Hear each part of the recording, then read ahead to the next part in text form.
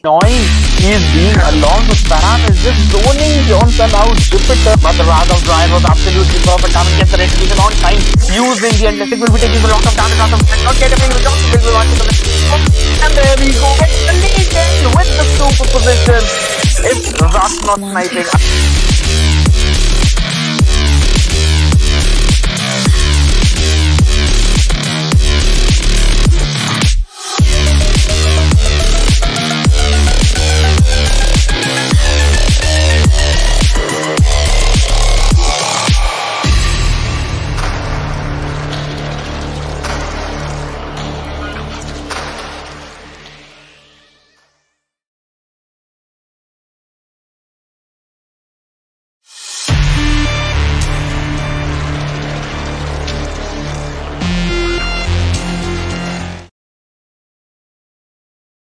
Good evening to ladies and gentlemen. Welcome back to MKE Championship Season 5. And today we are back at day 2 of the quarterfinals.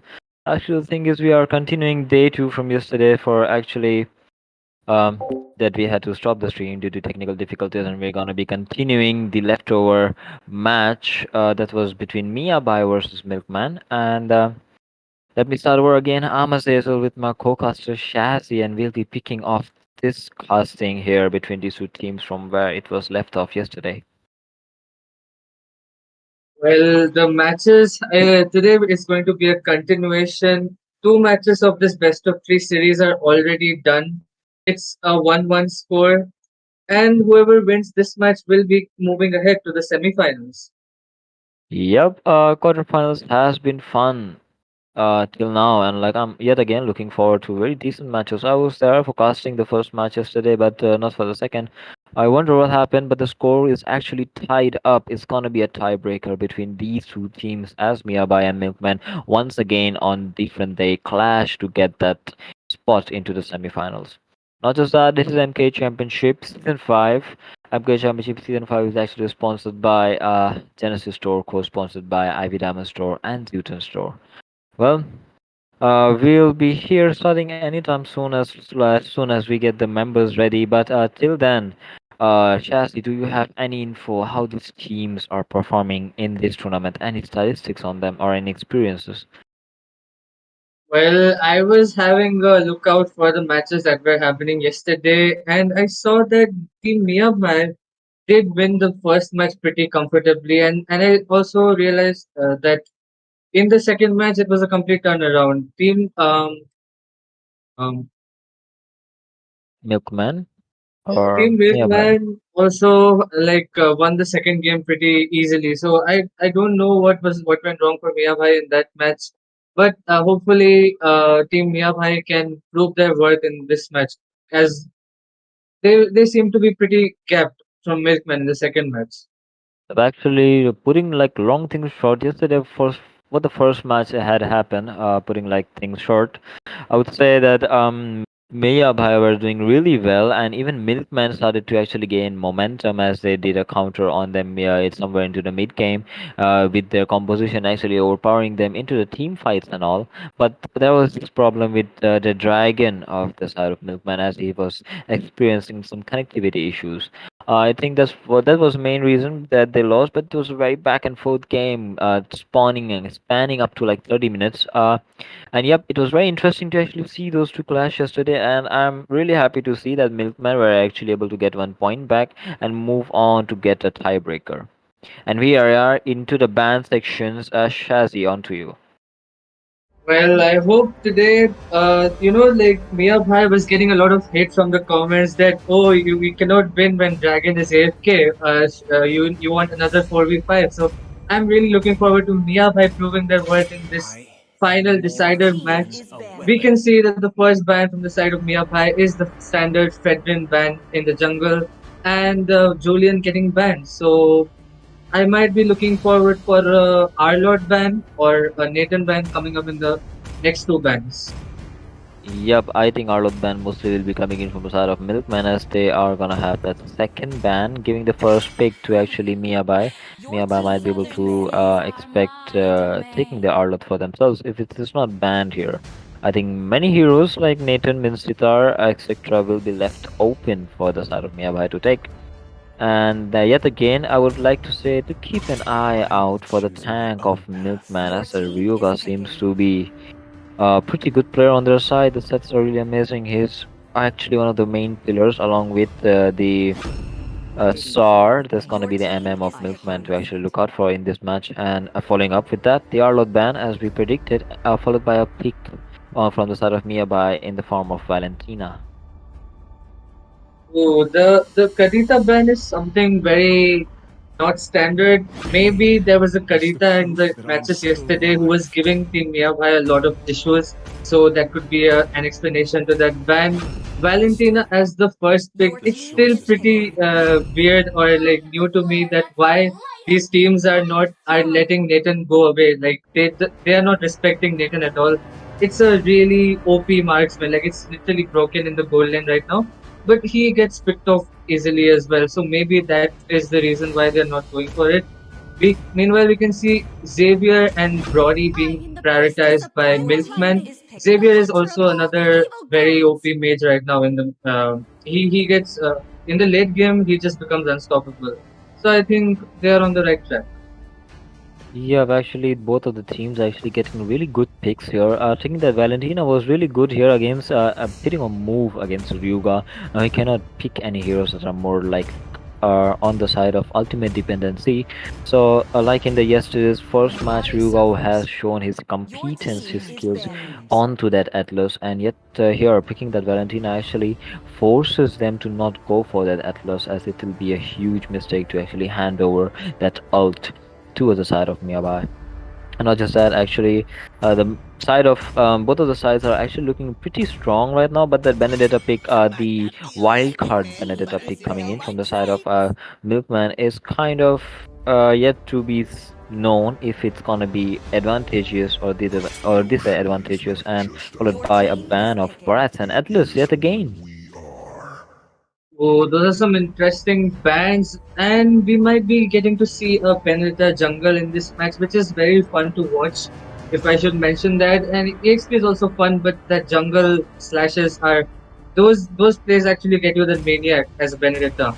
So I had many friends who were like supreme Benedettas as well, and it's really a treat to watch Benedetta jungle. But okay, we can see a Balman pick as the follow-up in the second phase of the pick. So I think Benedetta will be going EXP now. And we can see Benedetta against Edith in the EXP, most probably. So what are your thoughts on that? Yeah, that's really good here. But I would say like a Benedetta jungle is strong in fact, but it's not as effective being on the side, being on the jungle, as it is effective and being on the XP laner. You have this really what to say, blinky hero that is very mobile hero across all the map, having onto the XP lane, and with that petrify that you're gonna get while being on the XP lane, it helps a lot when you put that ult and time that petrification really well as it lands on the heroes, and they are stunned there to actually take the damage from the ult really well. And looking here, we are actually following up with a pick of Karina and Kaja here. Very good picks here to actually mark single players here. Meanwhile, following with the picks of Balmond and Kufra onto the side of Milkman. Yet again, it's like same pattern that I saw yesterday on the first match that I'm actually following up here. Team Miya Bhai going on for like pick off composition. Meanwhile, Milkman are actually more focused onto that team fight section.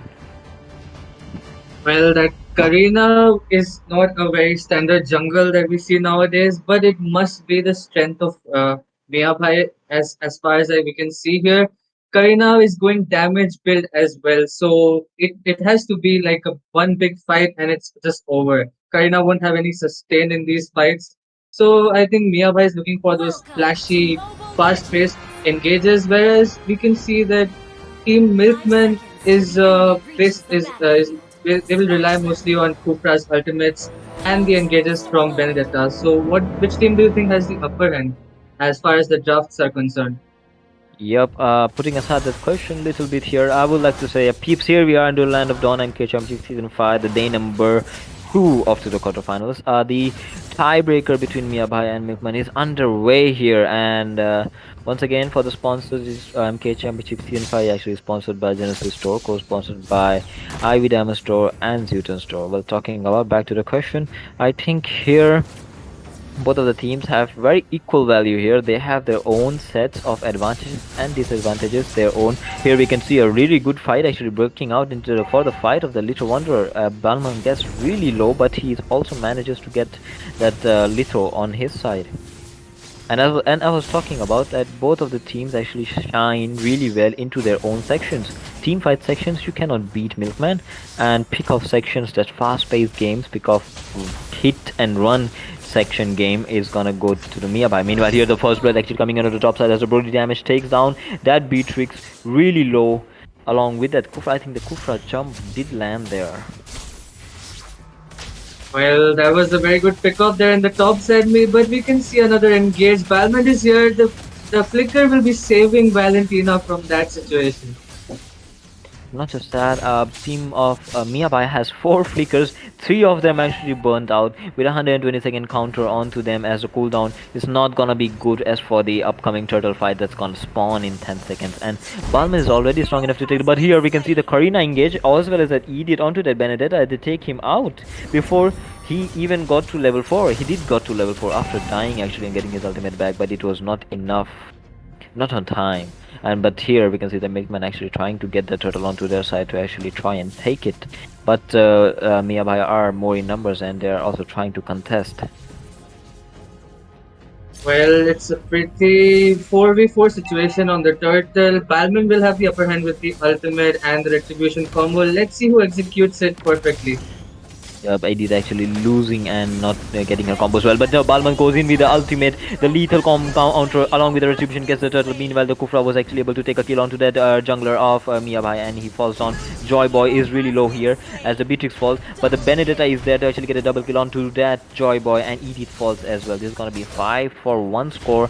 It's gonna be 4 picked off, I would say, 3 picked off for like none into the favor of Milkman. And this turtle fight really went into their favor with the kills and the turtle as well.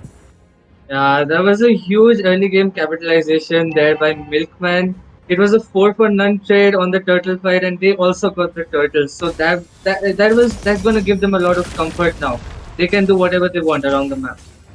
Yup, actually the fast-paced game was actually supposed to be in the side of Miya Bhai, but now that Milkman have that pace into their hands as have they gotten their first couple of kills and some gold lead here. Meanwhile, the Kaja actually looking to snuff someone out as he goes in and push the ultimate. The judgment is there, but no, they are caught into the first kill of Kufra, and he gets there in the right moment as the Brody takes the kill onto that Valentina as another flicker is getting popped here.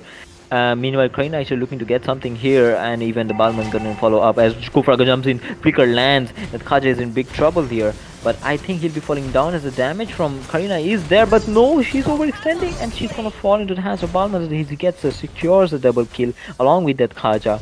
And yet again, the whole fight went into favor of Milkman in an instant.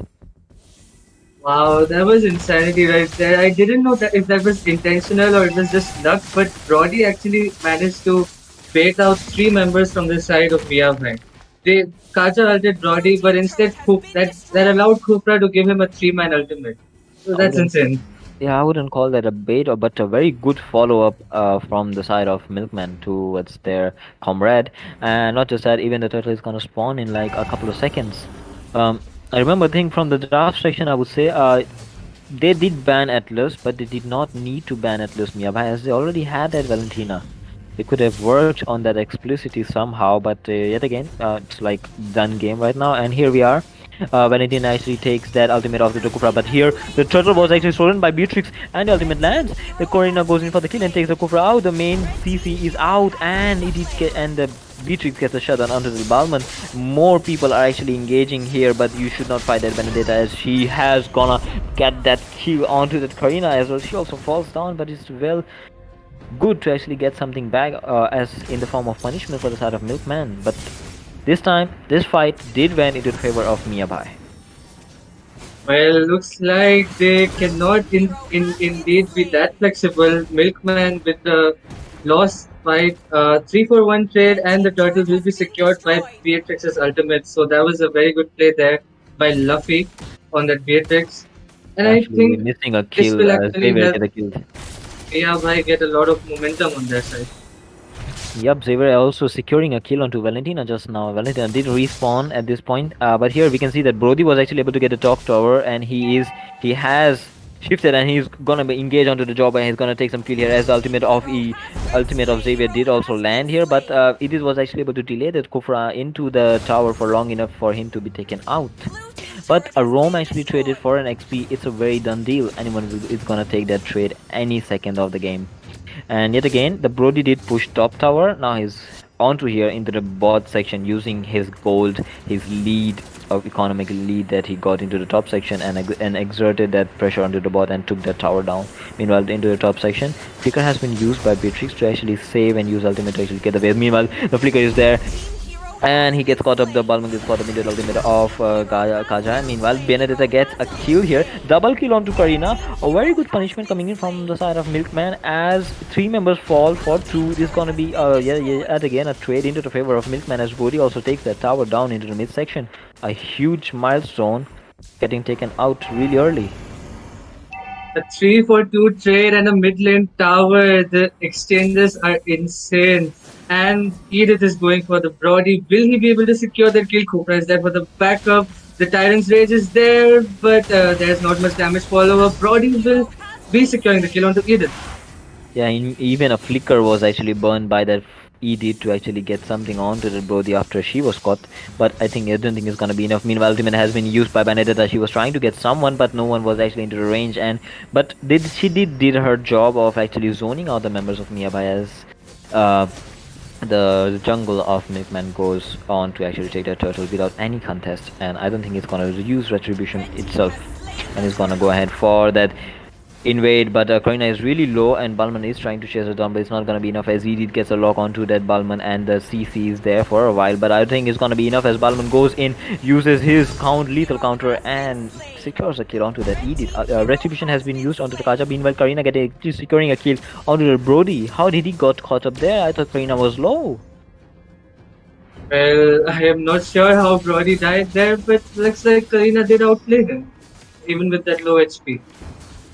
Yep. Many of the fights actually going into the favor of Milkman, but there is somewhere the punishments coming in from the side of Miya Bhai that cannot be go unseen. Yep, it is there. The goal lead is there. It's going to be something like 3.5k, but it's not enough to actually be called a huge lead. So there is somewhere a little chance for Miya Bhai to come back. What do you think, Shazzy? Well, the Xavier is really, being a huge threat for the side of Miya Bhai. From the mid game itself, I cannot imagine how crazy it's going to become in the late game. But I can see something happening in the top side, that Benedetta is safe for now. I think late game is only going to be on the side of Milkman, as they have that Xavier, and as long as Miya Bhai cannot focus that Xavier, he is left for free. I think Xavier is gonna. Being used by the Kufra into the boss section as he gets into the Edith. Edith actually getting blocked by the boss as she cannot jump through. But Kufra actually got it secured by the side of Miya. But here ultimate actually getting used by Valentina using the Xaviers, but she's gonna fall as well. This is gonna be a 2-for-1 trade. 2 members for a Rome traded into the favor of Milkman. Here ultimate has been used by Benedetta to actually escape out of the sticky situation. She was trying to get something onto that Karina here. And as we were talking about the late game, talking about these compositions, it is really clear that Milkman have more of those late game capabilities. Balman is there to actually do his job for them early and mid game, but he somewhere falls off into the late section. But Xavier and Brody are gonna be there to pick that up.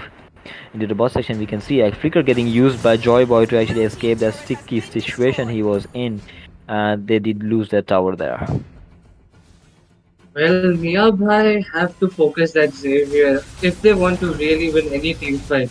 If they don't go for that Xavier pick-off, I don't see them winning a team fight. So let's see how they can really be doing that. Meanwhile, the first lot of the match has been started by Milkman. I don't see many possibilities for Miya Bhai to steal it.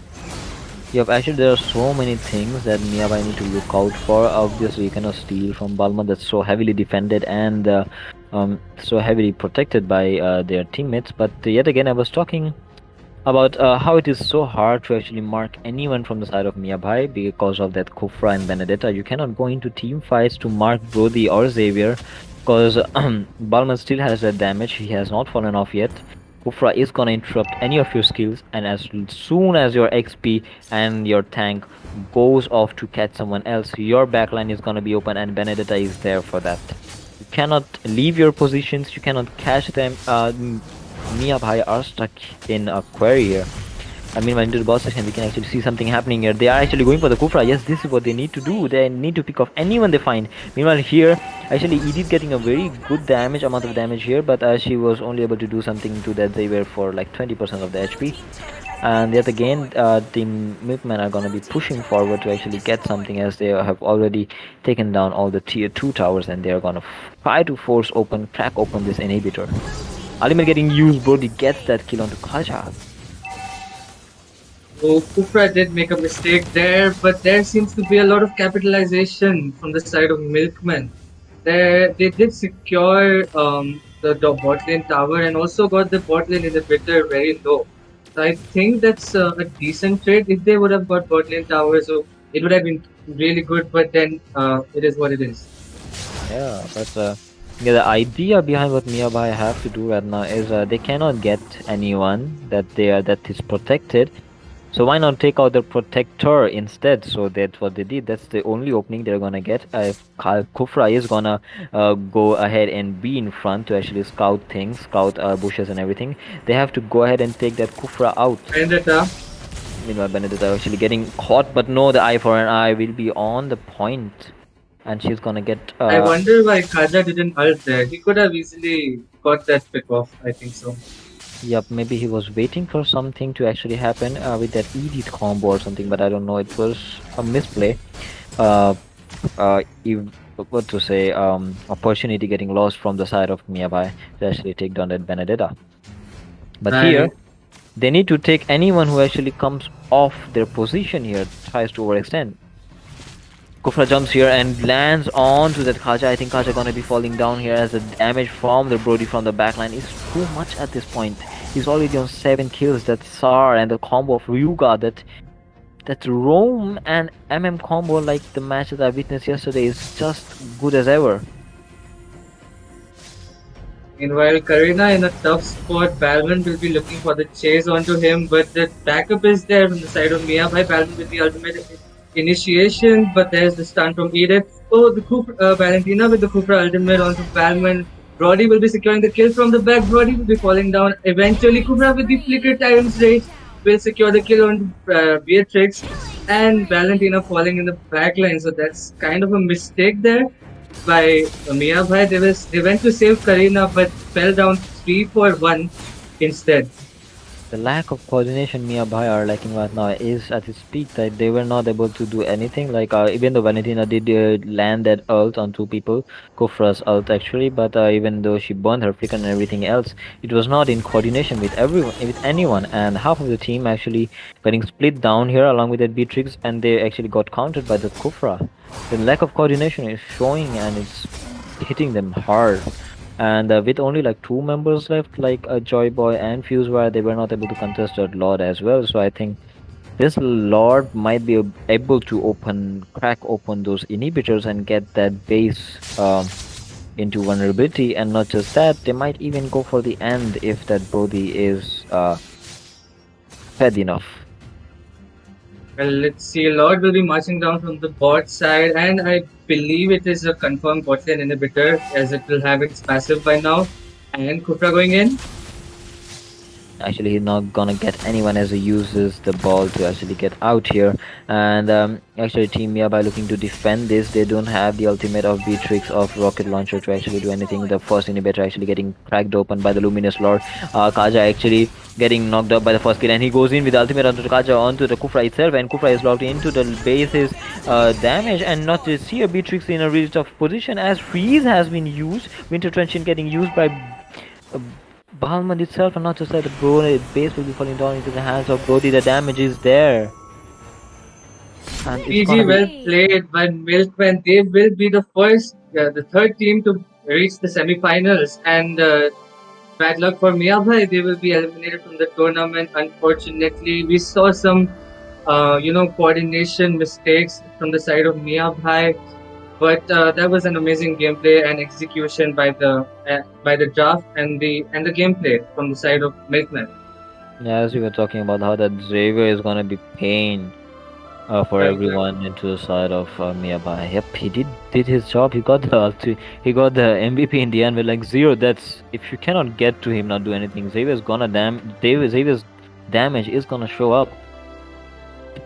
Well, honestly, it looked like on a head-to-head fight, always Milkman had the advantage. So I think I'm thinking of ways how Miyabhai could have won this. Maybe this is a very risky play, but they could have camped in a five-man bush, like somewhere in the middle of the map, and they could have tried to pick off Xavier with Kaja's ultimate. But it's a very risky play, and it's already done. Whatever it could have happened, we don't know anymore.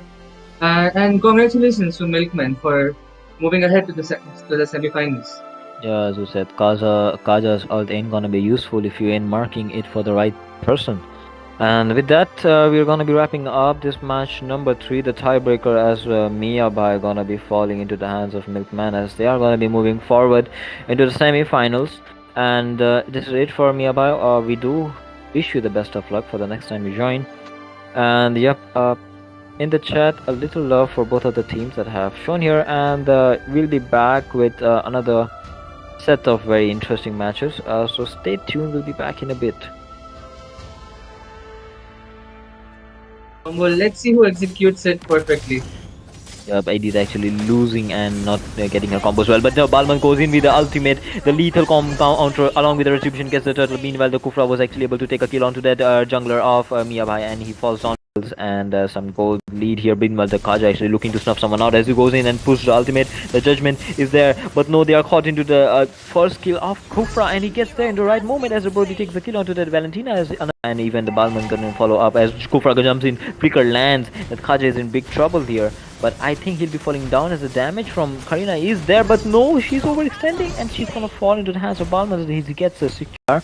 Valentina actually takes that ultimate off the Kufra, but here the turtle was actually stolen by Beatrix and the ultimate lands. The Corina goes in for the kill and takes the Kufra out. The main CC is out, and the Beatrix gets a shutdown into the top section. Flicker has been used by Beatrix to actually save and use ultimate to actually get the wave. Meanwhile, the Flicker is there.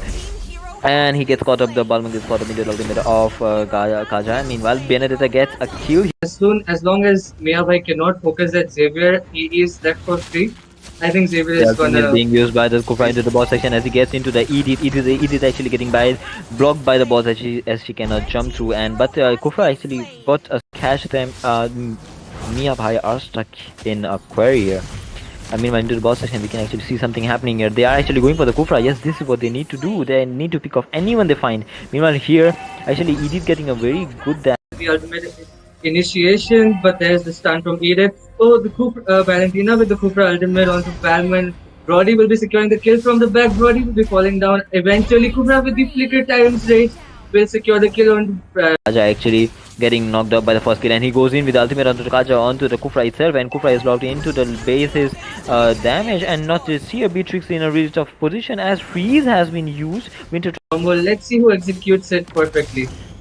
Yep, ID is actually losing and not getting a combo as well. But the Balman goes in with the ultimate, the lethal counter along with the retribution, gets the turtle. Meanwhile, the Kufra was actually able to take a kill onto that jungler of Miyabhai, and he falls down. And some gold lead here. Meanwhile, the Kaja actually looking to snuff someone out as he goes in and pushes the ultimate. The judgment is there, but no, they are caught into the first kill of Kufra, and he gets there in the right moment as the Brody takes the kill onto that Valentina. And even the Balman gonna follow up as Kufra jumps in. Flicker lands. That Kaja is in big trouble here. But I think he'll be falling down as the damage from Karina is there. But no, she's overextending and she's gonna fall into the hands of Balman as he gets a secure. Valentina actually takes that ultimate off the Kufra, but here the turtle was actually stolen by Beatrix and the ultimate lands. The Corina goes in for the kill and takes the Kufra out. The main CC is out, and the Beatrix gets a shutdown into the top section. Flicker has been used by Beatrix to actually save and use ultimate to actually get the wave. Meanwhile, the Flicker is there. And he gets caught up, the Balman gets caught up into the ultimate of Kaja. Meanwhile, Benedetta gets a kill. As long as Miyabhai cannot focus at Xavier, he is left for free. I think Xavier The is ultimate gonna. being used by the Kufra into the bot section as he gets into the Edith. Edith actually getting blocked by the boss as she cannot jump through. And but Kufra actually got a catch them. Miya Bhai are stuck in a quarry here. I mean, when into the boss section, we can actually see something happening here. They are actually going for the Kufra. Yes, this is what they need to do. They need to pick off anyone they find. Meanwhile, here, actually, Edith getting a very good damage. The ultimate initiation, but there's the stun from Edith. Oh, the Valentina with the Kufra ultimate onto Valman. Brody will be securing the kill from the back. Brody will be falling down. Eventually, Kufra with the flicker times rage will secure the kill on Kaja actually getting knocked up by the first kill, and he goes in with the ultimate onto the Kaja onto the Kufra itself, and Kufra is locked into the base's damage and not to see a Beatrix in a really tough position as freeze has been used. Winter combo. Let's see who executes it perfectly. ID is actually losing and not getting her combo as well. But Balman goes in with the ultimate, the lethal counter along with the retribution, gets the turtle. Meanwhile, the Kufra was actually able to take a kill onto that jungler of Miya Bhai, and he falls down.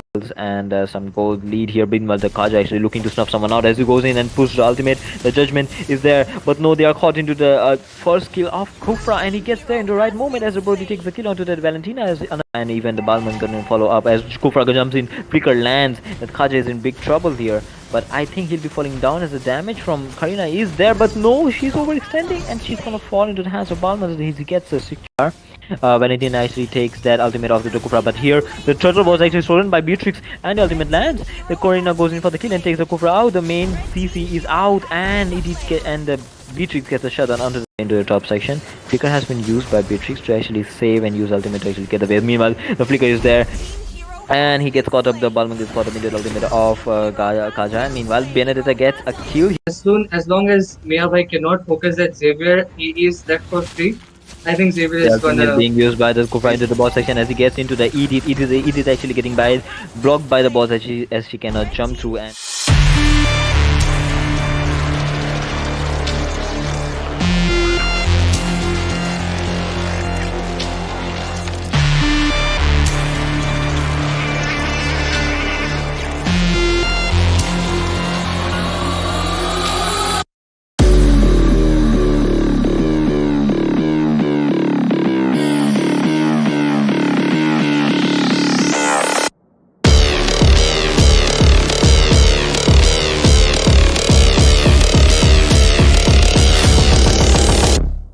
Annoying is being along with Baran is just zoning Johnson out. Jupiter, but the Wrath of Drive was absolutely perfect. Damage gets the retribution on time.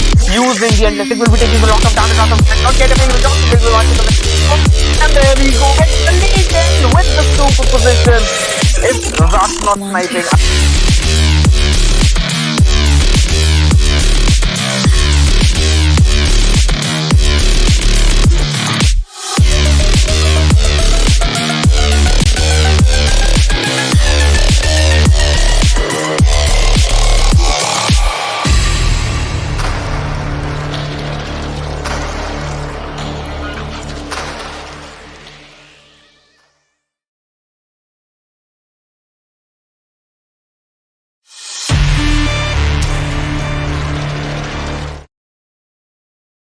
hello there, players of Mobile Legends, and here we are back again as good to see you again. Actually, here we are back with a new set of players, new set of teams, as the last game was just concluded, and we're gonna move ahead as to the game number 2, which was supposed to happen between team number 2 of that day, of the day number 2 of the quarterfinals. We're gonna be continuing, and this team, very interestingly, is gonna be versus USM Slayers versus Vendetta. And yet again, I'm Azizel with my co-caster Shazzy, and we'll be taking up the role of casting for this match for y'all. Well, this will be the final match of the quarterfinals, and it's going to be a best of 3. It will be against USM Slayers and Vendetta. Vendetta being one of the favorites of this tournament, one of the best squads that we have seen so far. We have Venom, we have Array, which is actually Doom at 7, and many more high ranked players. And it is going to be a very big challenge for USM Slayers to put up a great fight in this match. And I'm hoping to see an upset, honestly. Yep, actually, going ahead with the first, we are actually into the ban section, already ban and pick section. The honor ban, the respect ban coming in from the side of USM Slayers is gonna be onto their Fanny. They don't want that Fanny onto Venom. Venom's Fanny is kind of terrifying for the squishies under the back line. And they are actually going ahead with that banning Venom. All of his heroes are getting banned out. The Link's gonna getting banned out, and the Link and the along with the Fanny. Meanwhile, onto the side of Vendetta, they are going for the normal ban. They don't want Badang for some reason, and obviously that Arlott isn't supposed to be on the map as well because he's too overpowered. Well, this is deja vu to, the MPL drafts when enemy teams always ban out Kyrie's hero pool. This time it's happening with Venom TZ. But yeah, it's Yeah. very fun to watch that. I But we can see, remember people actually banning 4 heroes to 1 people, like getting Kyrie locked out, getting Albert locked out, or something. Even Moba Zane getting locked out in like M3. And right, not just right. that, yeah, we're moving ahead into the packs into the picks onto you, Shazzy. Well, we can see a Julian first pick, which is a very first pickable hero. Julian is going for the EXP or the mage role as far as I can guess. And we can see Venom with the Joy Jungle. It's very annoying to go against Joy Jungle, so let's see how Venom pulls it off. And the Melissa gold lane, which is also another annoying gold laner to go against. So I'm very interested about what USM Slayers are going to pick in the gold lane to deal with the Melissa. The pacing of the match, the picks are happening so quick. These two teams have already in their mind what they're gonna go with, and they already have a composition somewhere in their mind. Neither they are again a ban going into onto that Venom. Venom actually getting all the respect he needs in this one match. Well, not just that, actually also the Valentina getting banned from the side of Vendetta, and Glue and Jawhead were picked, locked so quick. We didn't have time to comment on it. Along with that, what to say, the Melissa, and even that very quick counter coming in into the form of Faramis. As soon as the Glue was locked, Faramis was locked as well, like within 3 seconds. And not just that, and moving on, the Lapu Lapu pick here getting picked by Vendetta. And not just that, looking at the comp right now, I think Vendetta are lacking somewhat that late game potential. Don't you agree, Shazzy? Well, if you can win the early game, dominate, and end the game by the mid game, you don't really need a late game. But that's very true. The drafts are happening very fast. We can't keep pace with it very well. But and also we can say one thing for sure that Team USM Slayers have done their homework. They are banning Venom's hero pool completely. But Venom can play any jungle at this point, so it's not a very big problem for him. The And we can terrifying composition, the plan that USM Slayers have is sends down shields if it was gonna be some rank game. They've actually had that Jawhead, that Julian, and that Blue, which are really annoying pokers. And as soon as they locked Atlas, from the side of Vendetta, they had that opportunity to actually make the Faramis go mage and go for a Diggy tank or Diggy roam kind of pick. But with that Jawhead being there, with the Julian being there, there is no use for Diggy. You don't have front line to actually stop Jawhead. He's gonna kill you. He's gonna go for you. He's gonna make you use your ult, and that's one player's down in the whole game. If you ain't gonna use Diggy's ult, it's a game for USM Slayers. And right now, in this moment, USM Slayers draft is way more looking way more stronger than that of Vendetta. What do you think, Shazzy? Well, both teams have a decent early game, and Melissa, we know that is late game monster, a bit better than the 1-1 currently in the current situations. And 1-1 late game is also very scary, so both teams have the early to mid to late sorted out. But I think USM Slayers has a slight upper hand in the early game if the execution is right. But we can see that there is no direct counter to Joy, so I think Joy is going to be a very big nuisance for the side of USM Slayers. Not just that, I don't think it's gonna be nuisance at all. I think the side of USM Slayers are looking really tanky for half of the part. Meanwhile, here actually in the mid section we can see Atlas and the Julian actually going for it. Sprint has been used. The side of Vendetta actually doing really well. They have actually forced a sprint and a flicker out of the two players from the side of USM Players. And yep, moving on as they are actually invading the jungle and trying to put pressure onto the Jawhead. Yep, they're actually even getting some of the creeps that they're stealing from that Joy, and Array is not leaving that Joy at all. And Well, yeah, talking about the CC comp, USM Slayers has more CC compared to Vendetta. well, I can agree with that. And Ajay, as we all know, he's a very annoying roamer. He always tries to bait out that retribution from the enemy jungle. As we can see, Jawhead just did use his retribution, and he won't have it for the next jungle creeps. But we can see a pretty fair trade, a pretty like stalemate trade. Both teams have not got a kill yet. Let's see who drops the first blood. But not just that, actually, Vendetta did are showing a really good dominance here. They are actually able to take the first blood onto that Anya as that Blue falls down really early. As Lapu did had his level 4, but not Blue. How's that? And not just that, their dominance is really out in the open. No turtle yet. Only one kill. They are already ahead by what, a 1,000 gold lead. First turtle of the match is getting contested. Blue with the level 4 will be there at the vicinity. Lapu going in with his ultimate. The ultimate of Atlas is there as well, but Joy does secure the turtle. Blue is still in the backline surviving, but will be falling down. Eventually, it's a complete turnaround there by Vendetta. Yeah, actually the full team fight control was there. Like, you cannot stop Joy from moving around even with that Atlas and everything else, and you cannot put any mark on him. Even the Glue was actually trying to get some marks onto that Joy, but as soon as he's moving, no marks on him are gonna work. They're just gonna get reset.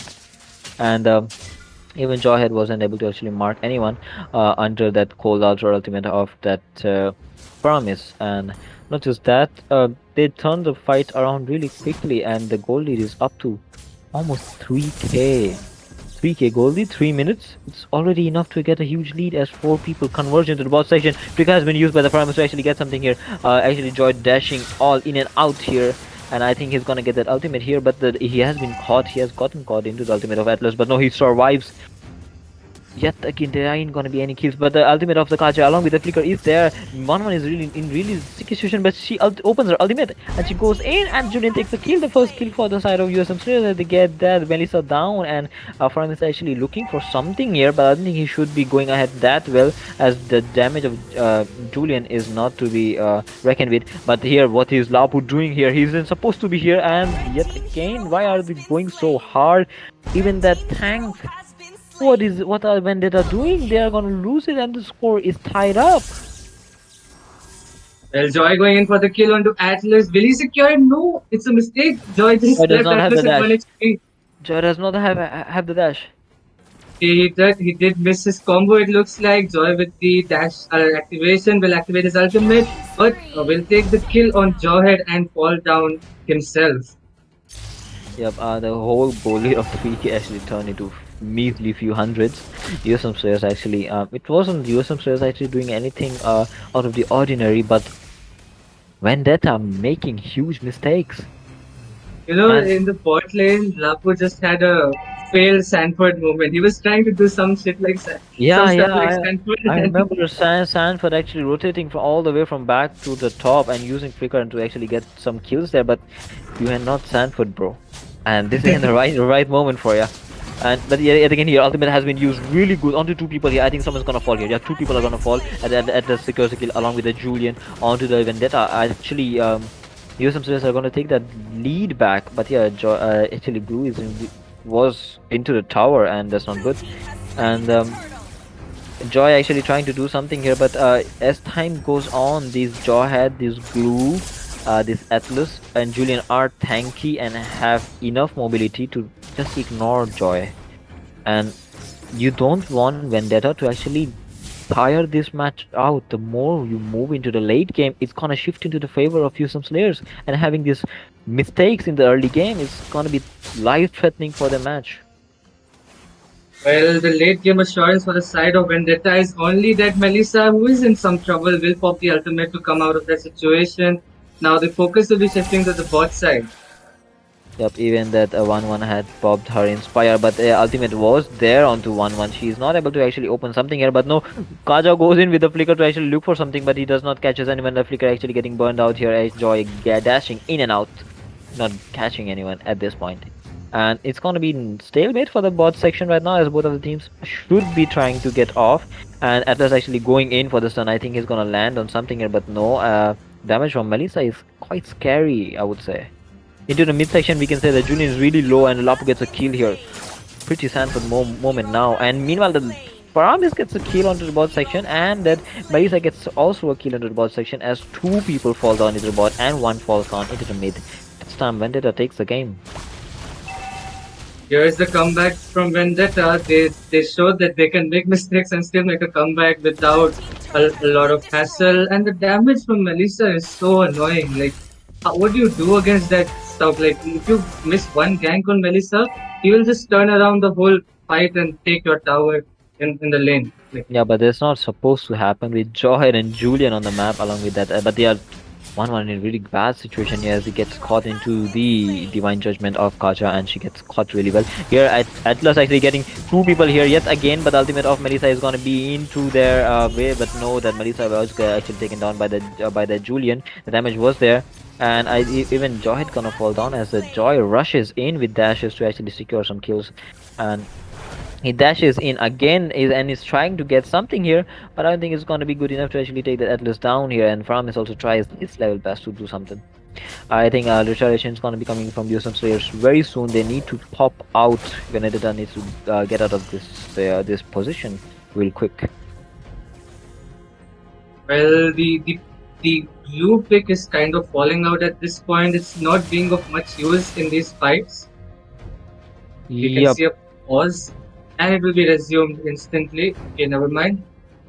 But also, like, look at the lineup of the Vendetta. They have so much bait potential. They have Melissa's ultimate. They have the Cold Altar. And what can Atlas do at this point? Even after a perfect ultimate in the mid lane, the fight turned around and Vendetta took that fight. So it's looking very tough for the side of USM Slayers. Yep, and that pick of ultimate was used by Joy for some reason. He walked in with the ultimate onto after taking the blue, and near pause has been asked by the side of Vendetta as they asked for pause. I think it's gonna be what to say, a strategical pause. They're gonna try to discuss something as the games are gonna be moving ahead into the mid section, into the mid game. The gold difference isn't much, and only Vendetta is only ahead by one tower, and the power spikes that Lapu is having right now, the power spike that Joy is having right now, is somehow it's gonna fall off moving into the mid and late game. What do you think about that, Shazzy? How are USM Slayers gonna like turn up to that? How are the heroes' power spikes gonna react to that? Well, the mid lane will definitely be favoring the side of Vendetta as they have that Lapo, they have that Melissa power spike, which is a bit faster than 1-1 for sure. But as we go into the late game, 1-1-1 ultimate can be of huge value, but instead it can also be countered with a Winter Transcend, which I believe the Vendetta will be building as they are very high ranked players and they know these strategies. But I think USM Slayers need to go for a bait and run kind of gameplay where they need to bait that Colt Altar, they need to bait Melissa's ultimate to even win a team fight. If they go all in one single fight, I don't see them winning the team fight. Actually, baiting these ultimates also applies to the side of USM Slayers. Vendetta do need to also bait out the ultimates of Atlas, Glue, might as well even 1-1 if they actually need to get something out of their team fights. But yet again, both of the teams, it all depends on who makes a mistake or who has the better engage. And for an underdog, USM Slayers are doing really well against this seasonal team Vendetta. And yep, as we are talking about the late game, 1-1-1 ult is gonna be enough to actually throw the whole team off balance and disorient them for the fight. And the damage might not be enough to kill everyone, but it's gonna be very good enough for the follow-up. It's gonna get followed up by the Julian or the Jawhead for the cleanup. And it's gonna be enough to actually give Vendetta a couple of casualties. Right, so yeah, that's a very good point that USM Slayers being the underdogs are doing pretty well in this match. And being a new team and giving this much of a fight to a very seasoned team, the Vendetta is a very big thing. And let's see if they can keep up the good work and not panic and make the right plays. Ultimate has been used by Joy. Atlas actually looking at this as an opening. Joy does not have ult, and they are gonna go ahead and try to bait that Lord. The whole thing depends on the map exposure here. If they are actually visible to the enemy, while the enemy is not visible to them, it's gonna go into the favor of the enemy. And this time, the enemy is the Vendetta, and the Lord is gonna be taken down. The ultimate of Joy comes in so quickly. Meanwhile, the whole hell fight breaks loose as everyone goes in on everything as the Joy takes the kill onto that Joy head, and Joy actually kills that Julian as well. It's gonna be 3 for a 3 trade for now as a 1-1 is alive. That Blue is alive. Meanwhile, Melissa takes the Lord. Even though it was a 3 for 3 trade, Faramis has literally no cooldown on his resurrection, and the Lord has also went into favor of Vendetta. So somewhere we can say this fight did went into favor of Vendetta. Yes, Vendetta did definitely win that fight because they secured the Lord at the end. And it was a 3 for 3 trade, but it doesn't really matter at this point as Vendetta did secure the Lord. In the top side, we can see a skirmish. Blue will be focused on. The pullback is there from Sicilian. Can Blue escape this? Yes, he will be escaping with 30% HP. But there's a counter engage. Or going in, won't be able to find the ejector. Atlas dropped down very low. Will Melissa secure the kill? And Lapu with the first kill finish. It's a very messy fight. Kaja with the ultimate onto the jawhead. And the knockup will be saving the day from Julian. Yeah, actually, Glue almost died from it. Oh no, the killing spree actually coming in from 1-1. That's really good damage coming in from 1-1. She was actually able to outmaneuver that Joy. Really good shutdown that they needed. And here, but they are actually forced back to the inhibitors, which was just a 1 tower lead, is now turning into, what to say, 6 tower leads or something. Not just that, actually Lapu also doing a really good job in marking the back lines and picking off the cleanup job.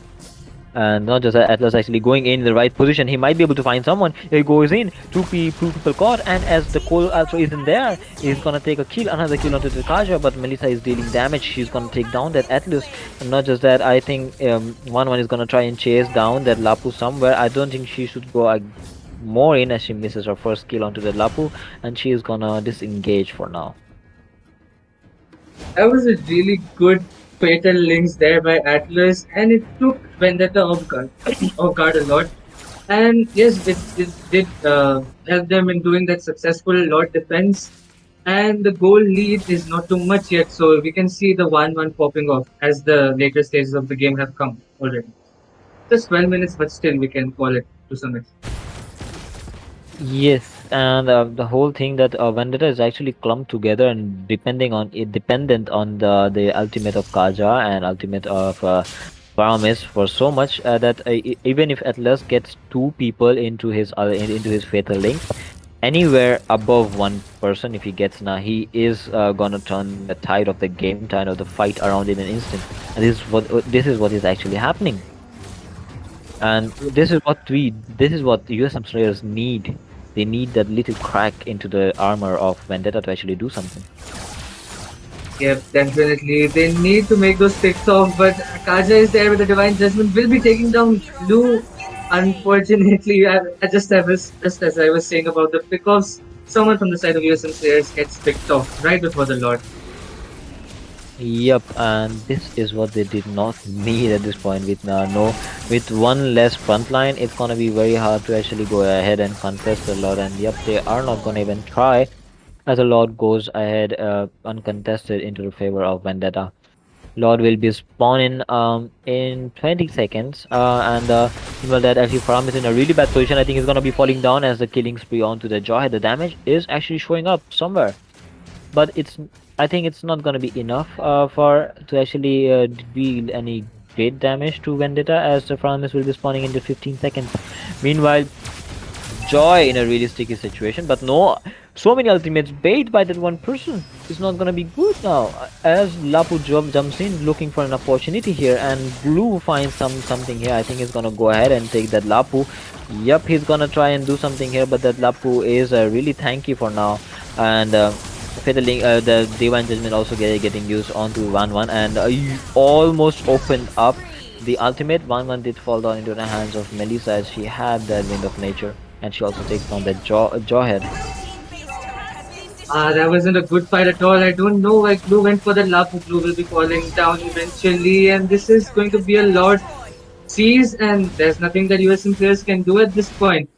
And Vendetta will be taking game number one with a very dominant or not so dominant. It was a pretty close game, but then that last team fight which went into the favor of Vendetta. There were some mistakes. 1-1 got divine judgmented by Kaja, and she was stuck in between Melissa's ultimate. So I think that was a bad positioning from 1-1. It could have been executed better, but it was a pretty decent first game, and I think USM Slayers can do better in the next game. USM Slayers are proving they are not some just nobodies who have reached at this point of the tournament. They are here in the quarterfinals for a reason, and they are going pretty close head to head to the seasonal players of the tournament. And yet again, the first game, did went into the hands of Vendetta, but there are going to be two more exciting games, possible two more exciting games. If USM Slayers are actually able to get one back into the next game. So guys, stay tuned and don't forget about the redeem codes that's going to be coming up on your screen today for the matches, as you can redeem free diamonds from it. Stay tuned and wait for the third match. We'll be back real quick. Match is getting contested. Blue with the level 4 will be there at the vicinity. Lapu going in with his ultimate. The ultimate of Atlas is there as well, but Joy does secure the turtle. Glue is still in the backline surviving, but will be falling down. He has gotten caught into the ultimate of Atlas, but no, he survives. Yet again, there ain't gonna be any kills, but the ultimate of the Kaja along with the flicker is there. 1-1 is really in really sticky situation, but she opens her ultimate and she goes in, and Julian takes the kill, the first kill for the side of USM Slayers, as the damage of Julian is not to be reckoned with. But here, what is Lapu doing here? He isn't supposed to be here, and yet again, why are they going so hard? Even that tank fought really well. Here Atlas actually getting two people here yet again, but the ultimate of Melissa is gonna be into their way, but no, that Melissa was actually taken down by the Julian. The damage was there, and even Joy comes in so quickly. Meanwhile, the whole hell fight breaks loose as everyone goes in on everything, as the Joy takes the kill onto that Joy head, and Joy actually kills that Julian as well. It's gonna be 3 for a 3 trade. And Lapu with the first kill finish. It's a very messy fight. Kaja with the ultimate onto the jaw head, and the knockup will be saving the day from Julian. Yeah, actually, Glue almost died from it. Oh no, the killing spree actually coming. And not just that, Atlas actually going in the right position. He might be able to find someone. He goes in, two people caught, and as the Cole also isn't there, he's gonna take a kill, another kill onto the Kaja, but Melissa is dealing damage. She's gonna take down that Atlas. And not just that, I think the Divine Judgment also getting used onto 1-1, and almost opened up the ultimate. 1-1 did fall down into the hands of Melissa, as she had that Wind of Nature, and she also takes down that. Match is getting contested. Blue with the level 4 will be there at the vicinity. Lapu going in with his ultimate. The ultimate of Atlas is there as well, but Joy does secure the turtle. Glue is still in the backline surviving, but will be falling down. He has gotten caught into the ultimate of Atlas, but no, he survives.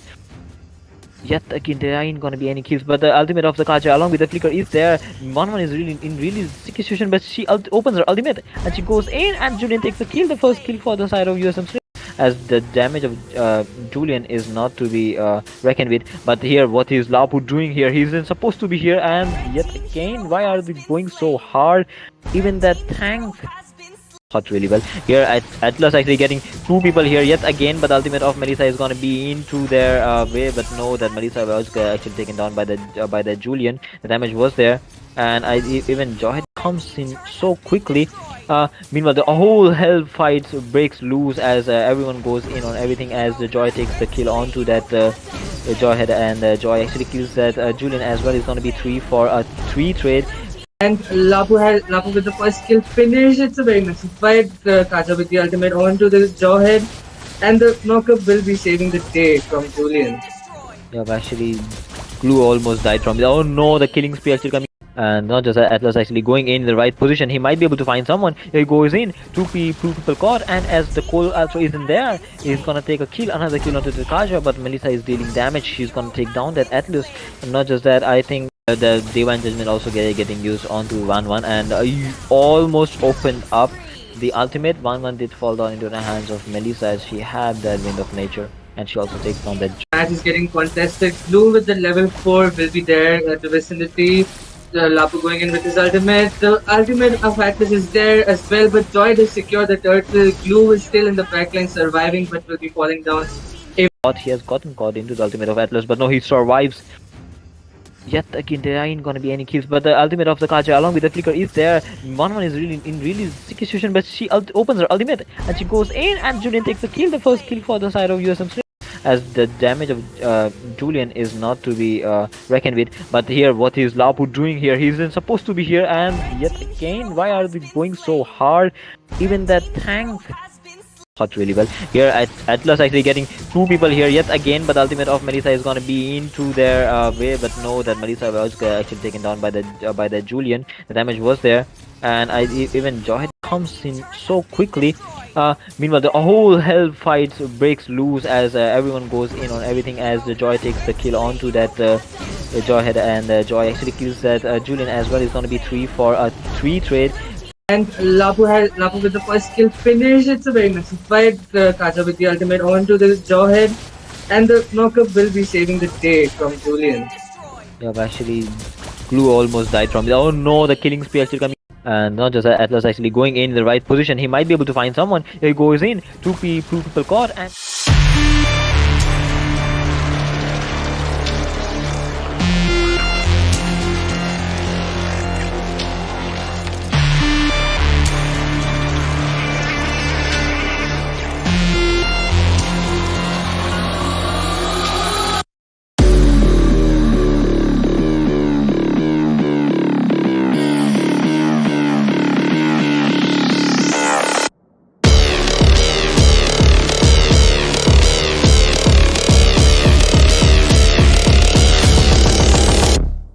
annoying.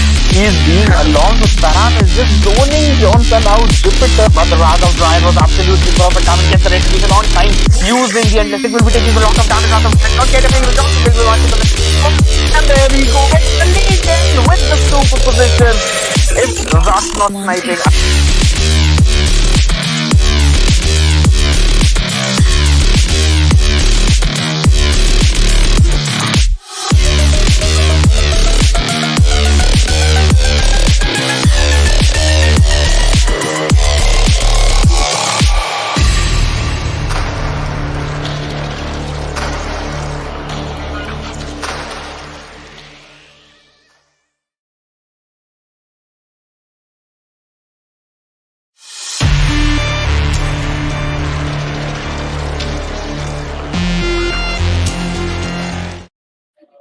Alright, everybody, welcome to MKE Championship Season 5. I guess this is the continuation of the last match, since we had some technical difficulties and we couldn't have the match of USM Slayers versus Vendetta yesterday, which is a very hype match that we're looking forward to, as just before we saw the first match run down, with a very intense match by USM, an amazing defense, but sadly Vendetta scored that victory. Congrats to Vendetta though, but this is only the first match. Remember this, it's a best of 3.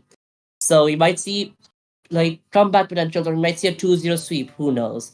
Anyways, before we start with the match and the match details, let's start with the sponsors. This is Genesis Store, Zeutan Store, and Bhai Store. They're sponsored the giveaways that we're providing to you. You might see the redeem code that's under the caster's desk, and this will be again shown in the highlights reel. Be the first serve to actually get these diamonds for free.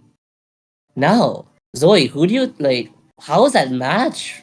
I saw that from the viewer side, and I was excited. I was hyped for this battle. True that, and I could see a really OP gameplay coming in from Van, and also, there was a chance for actually USM players to win. But although I think the luck was on Team Vendetta side, and they got the match for themselves, and let's see how will USM players, gonna give a really nice comeback in this game. And I'm really excited too, just like you, and I was watching the match too. And that was like a really OP gameplays coming in from all the players. I'm really excited. Honestly, though, the bans, the pits, the plays, especially the Atlas, especially the Kaja in the early game with the early invades, You like Yep. the strategies they had and the way that they defended and held off against a very powerful team. It just inspires people, and it needs it like we need more matches like these to inspire our viewers to like play their right teams as it's their last day on Earth. And onto the match. What do you think will be the first ban in the first pit? My ban's prediction will be the same, or they might ban Jawhead, as Jawhead was a very potent threat to their Squishies last match. What do you think? Yeah, actually, in this, MKE championship, throughout the MKE championship, we could see that Joe Head was being a really huge monstrosity for the enemy. We could see that, we could witness that from the beginning itself. So I think, okay, we can see a 1-1 ban. What do you think? We are in the draft week and 1-1 ban comes in first. So I think This that is they do not need the risk of 1-1 being in the enemy team. So that's a really good ban coming in. This is a respect ban from Team Vendetta side, as they respect USM players as like Van player or their MM player. And USM replies with a Joy ban.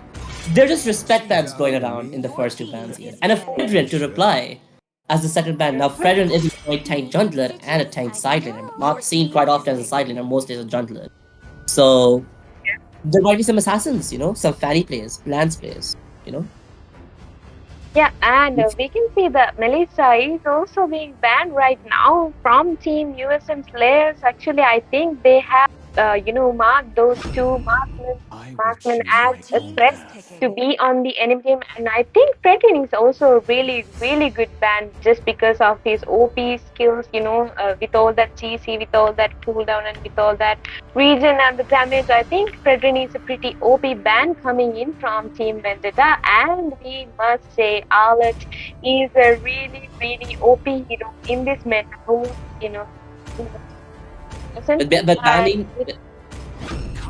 With banning Fredrin, Melissa, Joy, and Van, they left out a very terrified opponent, Arlet, on the side lane or on the jungler. So this will be tough for Team USM. But they reply with YZ and Xavier. Xavier was a good mage in the last match, but let's see if Xavier can hold his ground again in this match. Yeah, actually, I think 4 bans are not enough for both the teams just because how many OP heroes are there in the hero pool. So the more your hero pool is, there is a high percentage of you to win. So I think expanding your hero pool is a must in MLBB, and let's see what the picks of Team Vendetta, and we can see a clip and a Farsa coming in, and I think Farsa is a pretty good pick considered, with Xavier in the mid lane, just because of the insane damage that Farsa can deal from the early game itself. So, what do you think about these bans and the picks coming so far, Richie? The bans and pits are just tame for now. It's your average HP marksman mage on the first 3 pits, which is a very important. It doesn't seem that important to throw off them as the first pits, but having these important heroes lot on your side, like Xavier for example and Arlet for example, is very crucial for gameplay and team fights. With Arlet's ult and Zeutan's ult being game changers in and of itself. And now we have a lane ban. Like I said, with Fredrin ban, every assassin can come and play. So they're just cutting off most assassins here. And here we have an Atlas ban. Is that a respect ban, or is that just an annoyed ban? Yeah, I think Atlas was picked in the previous match too, and those Fatal Links gave a nightmare to the enemy team. So I think that's a pretty good ban coming in from Team Vendetta here, and we can see Team USM has gone for a Link ban since both the teams are yet to pick their Hyper and a Joe Head pick coming in. So I just thought that they were gonna get get away from Head by banning him, but they are not doing that. So they did not do that. So I think they got the opportunity of it and picked Joe here. And we can see a Fanny Hyper coming in from Team Vendetta with Lolita as the Roma, guys. So I think this is gonna be a pretty good match. And the last pick is yet to be picked, guys. Let's see what. This might be a Kufra pick. Yeah? This might be a Kufra pick to part of the Fanny. And Yep. You were right. You were beautiful. And now I saw Lance there. I saw Lance there on Joy's side, and I was kind of happy to see Lance because we haven't seen Lance in this tournament, have we? Huh? We have only seen it once, and then like never again.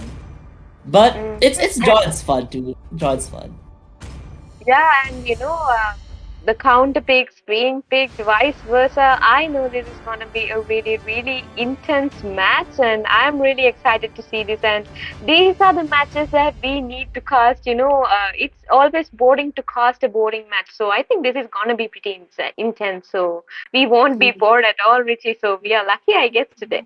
This is just burning our seats at this point. That it's intense. It's intense. Now, before we start Yep. the match off, let's just give another shout out to the sponsors: Genesis Store, Zeutan Store, IOI Store. They're sponsoring the giveaways. Another look at the giveaway code. You might have seen it just before. Go back, check the description. Everything's there. Now, on to the match as everyone's going to their lanes as the Land of Dawn started. We see Clint helping out Fanny here as Joy is a very fast clear on his buff. This might help Fanny to like invade the red buff or even just like start her own red buff and just speed through the gold lane. What do you think? Yeah, and we could see a really great support coming in for Fanny in order to clear the buff for herself, just because Joehead can have an insane early damage and is able to get the buffs pretty quickly. So we can see Fanny is not gonna go for the Litho Wanderer, and she is going straight towards her red buff here. And we can see Joehead on the other hand coming in for the Litho Wanderer. I think he will be able to get a convenient Little Wanderer here. Yes, he took it, and he is going in for the orange buff. I think with that, all the typical Fanny rotations, we can see Fanny takes the purple buff and goes to invade the red buff of the. Oh my God! A nice airborne coming in from Joehead there. Okay, Lolita. Oh, look at the fucking yes! Lolita goes down. Super slab. Nice gameplay coming in, and Fanny was able to secure the orange buff from Joehead himself, and that was a really nice escape there coming in from Fanny. So we can see a pretty intense match from the beginning itself. Now, an orange buff for that kill trade might not seem well, but this has delayed Joy's farm a bit, as he's still on level 3 while Fanny has just reached level 4. We might see a gank here top lane as Fanny dives in on Brody. Maybe that's a kill. Brody with the stun, but she has stayed from process settled still, and she has. But with the team's backup, Jawhead, Kufra, and Brody has to retreat this team fight. No kills, no trades have happened till now, but a flicker was wasted, and like Fanny's is almost life. Yeah, and we can see although kills are being created right now on the first blood have been created already, but we can see there's not much of a gold gap here. Although team USM are leading from gold, and a nice jump coming from Supra here, and Lolita getting hard. Faza uses the airborne strike, feather strike, and okay.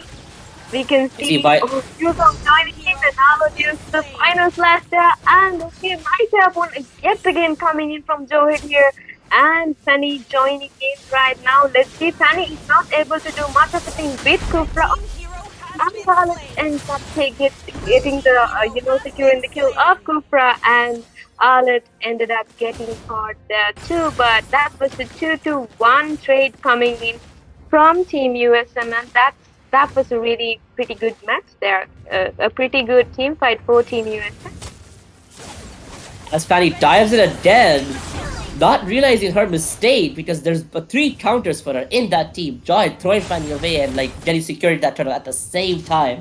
For Fanny, she might win the late game but not the early game advantage here, as Jawhead has a very strong early game damage and CC capabilities.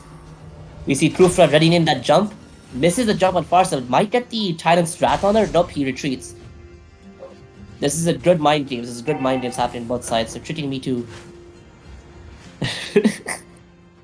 Yep, and yes, we can see a pretty good airborne coming in from Joehead. We are not going to hide that fact just because how he threw that Lolita inside that second tower during the early invade. That was a really good match and gameplay coming in, and we could see that the first blood was taken down.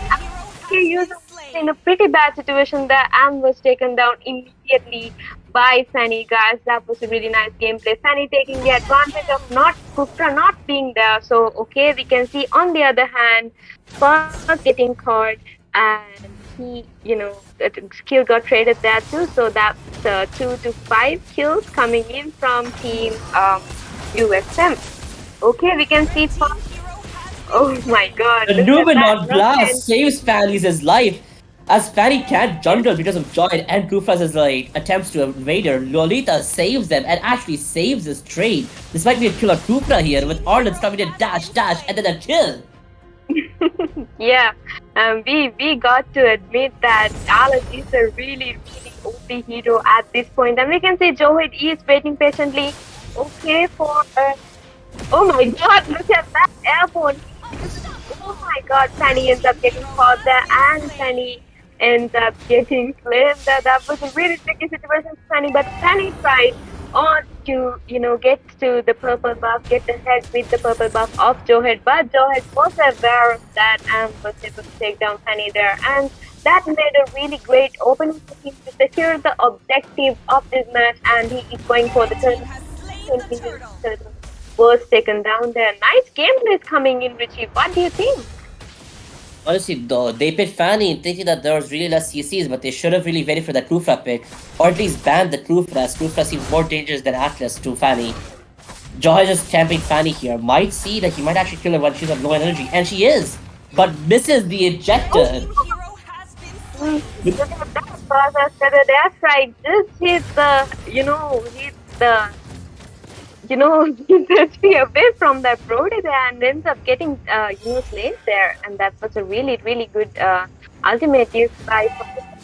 Okay, and I think Johead is in a position, no, but he was able to escape from that Lolita's ultimate, and that was a really nice escape coming in from Johead. From the beginning itself, we could see Johead was playing really safe, guys, and it's a 5-0 1 KDA with Johead, and that's a pretty good KDA to be with a jungler himself, and let's see what is going on. I think Fanny is having a really hard time with Kufra on the enemy team, and let's see who will be able to get the second match for themselves, even though Team Vendetta was able to get the first match, and we can see Team USM Slayers are coming in for a really nice comeback right now.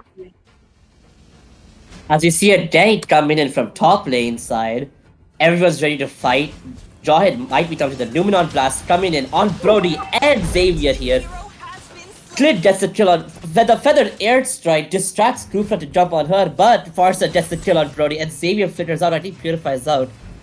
He purifies out there when Johead just waiting for a kill to happen, but he runs away as Lolita scares him off. Good take. Bart at the Johead. Make sure he leaves.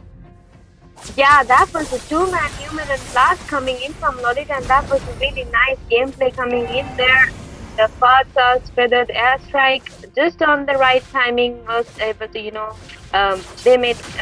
it made them able to get a nice trade for themselves, and we can see the third objective has already spawned in, the third turtle have already spawned in, and let's see who will be able to get ahead of the turtle. I think, okay, Arlet was in a pretty bad situation, and Xavier zoning light just missed guys, and Farsa's Feather Airstrike being cancelled by Kufra. That was a really nice GG gameplay coming in.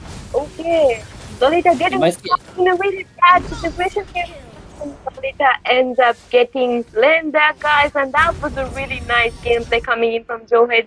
Checking in all the bushes, not getting into really tricky situations, and getting Lolita ahead of the team fights, and that made them really advantageous. Okay, Kufra turning really nice down there, and okay, guys, and Alat was in a bad situation, but with his blink, he was able to escape. A nice escape coming in, and Lolita has already spawned here, and the Lord has also spawned in. Let's see what are the both teams gonna do. As a goal gap, although it's been 9 minutes, it's still equally similar. It's not like no one's having a high goal lead, but for Fanny has to live on pushing turrets, because if she joins the team fight, she becomes a liability to her own team. We see Lolita here zoning out Kufra, and maybe might be getting a kill on Brody here. The Feather Airstrike 1 shot, 2 shot, flicker wasted. Now this will be a disengaged from Team Vendetta. Doesn't actually miss the Tyrant's Wrath. Lolita gets the kill with the Numenon Blast. Giant gets stunned. But doubles it. Then Clint lived this. Clint flickers away to save himself from like Giant's Wrath. And he actually is left ejected. That's one shot. That's baby. The first kill comes in and the Lolita blocked it with a shield. But the double kill from Giant. What a beautiful outplay there. Team Vendetta, Team USM. Gameplay coming in from Johead using the shield pretty well and using some great timing, getting a 2 versus 1 situation towards himself. Okay, and we can see Fanny taking down Yu Zong himself right now, and I think the goal lead is with Team USM.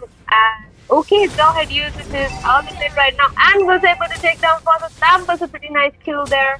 A really useful kill, and I think it will be easier for them to initiate the load right now, but I don't think they are going in for that. They are focusing on pushing, and I think 2 turrets have been taken down by Team Vendetta. Okay, Xavier is in a bad situation, but Lolita comes right in. Oh no, I'm sorry, Brody coming right in and use a nice stun there for Fanny and use that, a torn apart memory and was able to secure the kill from Fanny, and now they are going to initiate the load. Yes, they are. That was a pretty nice gameplay coming in from Brody and a bad mistake done by Fanny there.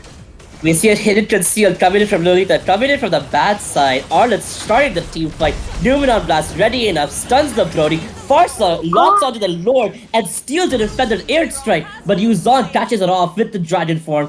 Oh, without the Dragon, now he's just rushing it on Clint, but she might actually disengage and go for Arlet. As Arlet is stuck in a rock in a hard place, he might live this from YZ as he is tank build instead of the average damage build of all players. And he does. Tosses him around and says him goodbye. What a beautiful outplay. What a beautiful stunt. The plans, the hidden concealed tactics. Yeah, and Boss stealing that Lord, gave Team Vendetta a nice ray of light onto their victory. So I think that's a really useful Lord. I think they should make the most out of it. And we can see, okay, a team fight going on in the bottom lane, and Kufra planning into jumping. No, but he cancelled it right on time. And let's see what is going to happen, guys. Lord is evolving in the top. Brody, yeah.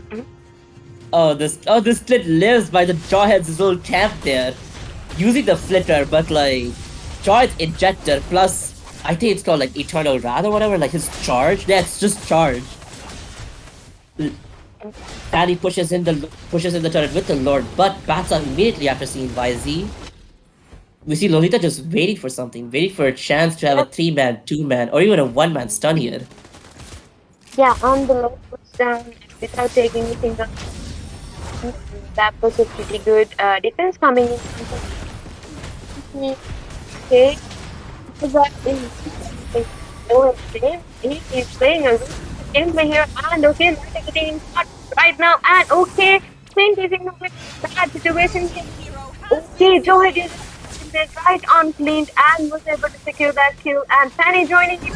He's not able to do anything. Xavier ends up getting the kill there, and Fanny goes down just like that.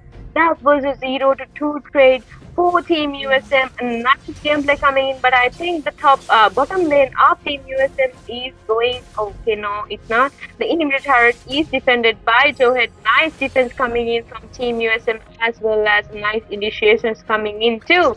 We could see Kupra going in right into the back lane and took down Clint right on time and was able to, reduce the damage that was dealt by Team Vendetta. Poor Fanny has to deal with 3 airborns. She dived in, and that was the last thing she saw, the sky. She just kept looking up. Yeah, even I saw that. Too much CC for Fanny to handle, and with that Kufra, nice counter for Fanny. Being in the enemy team has made Fanny given Fanny a really hard time. Her skills, how much as they accepted them. Okay, we can see the second Lord has evolved, and my God, Lolita used Numenon Blast coming in a 3-man Numenon Blast. This will be game-changing fact, guys. 3 people down to 0 coming in from Team Vendetta. A That nice ultimate coming in from Lolita with the flicker the combo. little taunts from Jawhead that Jawhead should not have done his little taunting to Lolita, because as soon as he did that, he gave the intuition to Lolita that, like, hey, by the way, I have my team with me, and Lolita was like, yeah, sure, why not? I'll just ult away. It's a free Yeah. goal for me. Mm. And Silence we can that. see the second Lord also have been taken down by Team Vendetta here, and we can see a possible comeback here for Vendetta. If regardless of the early game itself, how Team USM were performing in the early game. I think Team Vendetta is giving a possible lights of comeback here. So let's see what's gonna happen. Lord is evolving in the bottom lane. The lanes are sinking. The Lord are marching out down bot. We see a two-man tank here, but Kufra Yuzan back off immediately, as they know Lolita is not someone to mess with, as she had shown herself with that flicker ult. A beautiful play there, honestly. But they might not be able to push with this Lord, as Lolita has no flick ult, and the Lord will be easy money for Xavier, Brody, and Jawhead to clear. Yep. And even though that was easy for them to, okay, a nice jump coming from Cobra, but Lolita is choosing yet again a nice new grab here. And okay, also taking full advantage of that, was able to take down 2 members of Team USM. Clint was able to get down the second kill. That was a nice gameplay coming in. I think, Lolita is the fact that, which is game changing for Team Vendetta here, using, 3-man, 4-man, Newman and Blood, and that was really a nice gameplay. And we can see Joe had tried to go for Clint, but failed there. And with chemotherapy, I think it gave him a really nice possibility to retreat there, and that was a nice try coming in from Joe though. And I think Lolita was able to save Clint right on time. This is the dream tank that every solo writer wants in their team, honestly. Yes. With that saves, with the amount of saves, with the amount of beautiful ults and everything. Kufra's initiation was well planned and well timed on Fanny, but that Lolita's like recounted. A beautiful players. We see Yep, everyone just being silent, being squishy. They're like hiding the blue buff. This might be a revenge in the early game, as Jawhead did stole multiple blue buffs of Fanny. So this might be the first blue buff that Fanny steals from Jawhead. Yeah, and we could see that, even though Kufra was able to use his Trident Thread rage really well, but that was, we could see it was 2-man, 1-man ultimate. So we could see though Lolita was, able to stand. Okay, I think Sunny is in a really bad situation. A nice kill coming, but yet again another nice Newman and Blast coming in from Lolita himself, but they were able to escape Team USM, and we can see, okay, Yuzong is joining in the fight, and his vision is insane, guys. And okay, Kufra is trying to use the Harrow Thread yet again. Was able to get down clean to Yuzong really nicely, really pretty well. And okay, Lolita is in a really and ends up getting caught, guys. That was a 4-0 trade. A nice gameplay coming in from Team USM. And as soon as they got the opening by taking Sunny down, they did not waste a single second, guys. They just went in. And I think this is it for them. Yes, I think, just as I thought, they got Harlots is old. Right. Oh my god. Harlots is old, and then the Shade did not work out well enough, but like a beautiful gameplay by USM Slayers, seeking that one opportunity by killing Fanny, Farsa, and then Clint, and then Lolita. What a beautiful games here, and a match point for USM Slayers. Yep, and I really thought we could really see that from the early part of the game itself, Team USM were playing pretty well, and they were, that Joehead was using their airbornes really well on Lolita, and even though Lolita was, Lolita really tried so hard, and he tried to carry the team there and supporting all the team, teammates, saving them from, possible downfalls. But I think this the downfall of the hyper player, the Fanny, was the major fact that led team USM to their victory. What do you Honestly, think? yeah. There's 3 counters to that Fanny, so like Fanny couldn't do well enough. If a juggler is, if one pitch is hard countered that bad, then the team will fall. But Yep, other than and that, beautiful plays by Jawhead, beautiful plays by Kufra. The sets are amazing. I feel like Lolita should have gotten the MVP loss, as she had a lot of magnificent ults, in my opinion. yep. And the most damage taken is by Alot, to be surprised here. 97,000 damage taken in by Alot here, and Alot being the MVP too from team Vendetta. That's a nice gameplay coming in from Alot. We have to give a really great shout out. But look at that Jawhead guys dealing in some really great damage, taking in some really great damage, and was able to use nice kills and take the game to themselves. And congratulations, Team USM Slayers. And this is a 1-1 match points, I guess. So let me remind you about the MKE Championship Season 5 sponsors Genesis Store and and this is co-sponsored by Bhai Diamond Store and the Zeutan Store, guys. So we are going on for the next match, and I think we will be announcing the winner of the Diamonds giveaway in the next match too. So do tune in with us, guys. Do not tune out. And I'm Zoe from Sri Lanka, and I have Richie here from Pakistan. See you guys. Have fun.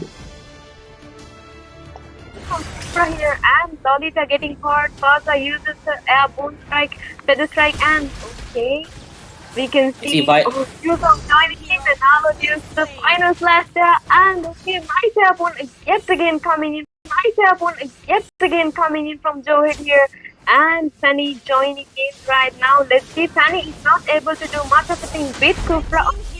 And Charlotte ends up getting the securing the kill of Kufra. So that's 2 to 5 kills coming in from team USM. Okay, we can see. Oh my God! The Numenon blast saves Fanny's life. Okay, for oh my God! Look at that airborne. Oh my God! Fanny ends up getting caught there, and Fanny ends up getting slayed. That was a really top lane side. Everyone's ready to fight. Jawhead might be talking to the Numenon blast coming in on Brody and Xavier here. Clint gets the kill on the feathered airstrike distraction from Team Vendetta. Doesn't actually miss the Tyrant's Wrath. Lolita gets the kill with the Numenon blast. Jawhead gets stunned. But then Clint lived this. Clint flickers away to save himself from like Jawhead's wrath. Can he actually live ejected? That's one shot. That's baby. The first kill comes in, and the Lolita blocked it with a shield. But shield coming in from Lolita, coming in from the bad side. Arlet's starting the team fight. Numenon blast ready enough, stuns the Brody. Farsa locks onto the Lord and steals it in feathered airstrike. But Yuzon catches it off with the dragon form. Oh, without the right now, and okay, Clint is in a bad situation. Okay, Jawhead is right on Clint and was able to secure that kill, and Fanny joining him. He's not able how much as they accepted, and okay, we can see the second Lord has evolved, and oh my God, Lolita used Numenon blast coming in, a 3-man Numenon blast. This will be jump coming from but Lolita is losing yet again a nice Numenon blast here, and okay, also taking full advantage of that, was able to take down 2 members from here, and Lolita getting hard. Faza uses the airborne strike, feather strike, and okay, we can see Zeutan joining in, and now uses the final slash there, and okay, nice airborne yet again coming in. Nice airborne yet again coming in from Jawhead here, and Fanny joining in right now. Let's see, Fanny is not able to do much of a thing with Kufra. And Charlotte ends up getting the securing the kill of Kufra, and so that's 2 to 5 kills coming in from team USM. Okay, we can see. Oh my God! The Numenon blast saves Fanny's life. Okay, for oh my God! Look at that airborne. Oh my God, Sunny ends up getting caught there, and Sunny ends up getting claimed. That was a really Top lane side, everyone's ready to fight. Jawhead might be coming to the Luminon Blast coming in on Brody and Xavier here. Clint gets the kill on the Feathered Airstrike, distracted from Team Vendetta. Miss it, but doesn't actually miss the Tyrant's Wrath. Lolita gets the kill with the Luminon Blast. Jawhead gets stunned. But Davidson, then Clint lived this. Clint flickers away to save himself from like Jawhead's Wrath. Can he actually live ejected? That's one shot. That's baby.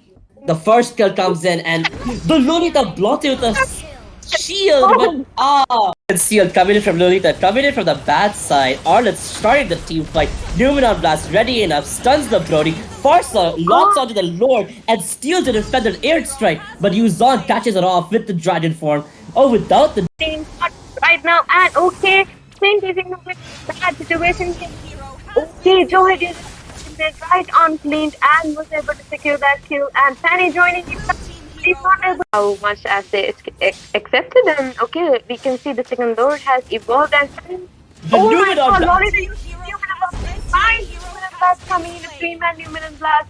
This will be a jump coming from Cobra, but Lolita is losing yet again a nice Luminon Blast here, and okay, Farsa taking full advantage of that, was able to take down 2 members from Cobra here, and Lolita getting hurt. Farsa uses the airborne strike, feather strike, and okay, we can see Yuzong joining in, and now we'll use the final slash there, and okay, nice airborne yet again coming in, from Jawhead here, and Sunny joining in right now. Let's see, Sunny is not able to do much of a thing with Cobra. And Charlotte ends up taking it.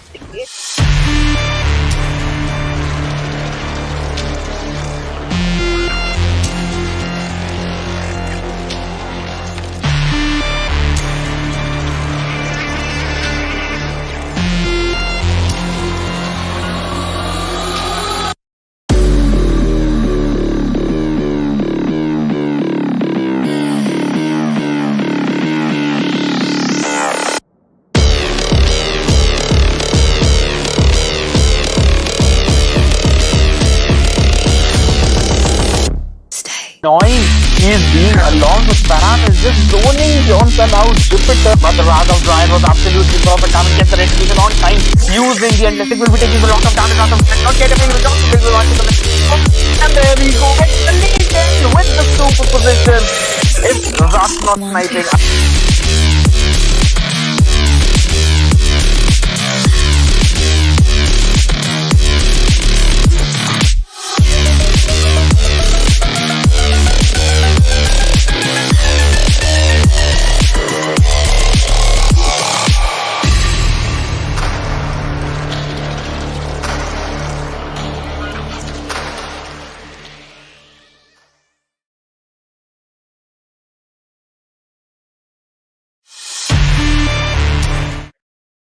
Welcome everybody to MKE Championship Season 5. This is the semi-finals, and today we're going to see the last match of USM Slayers versus Vendetta. As the first match, we saw a very clean victory by Vendetta. Not that clean, honestly. It's like a knife cutting through a frozen butter. Like it's easy through, but it's still cut. But this match was a very hard win from USM Slayers against Vendetta. Now it's a match point. Just like in tennis, whoever gets his ball out of the game, they're done for, and the winner goes to the next round. Now onto the ban section immediately. Let's just get this match over with. But before we start this, let me talk about the sponsors. It's Genesis Store, Zeutan Store, and iVi Store.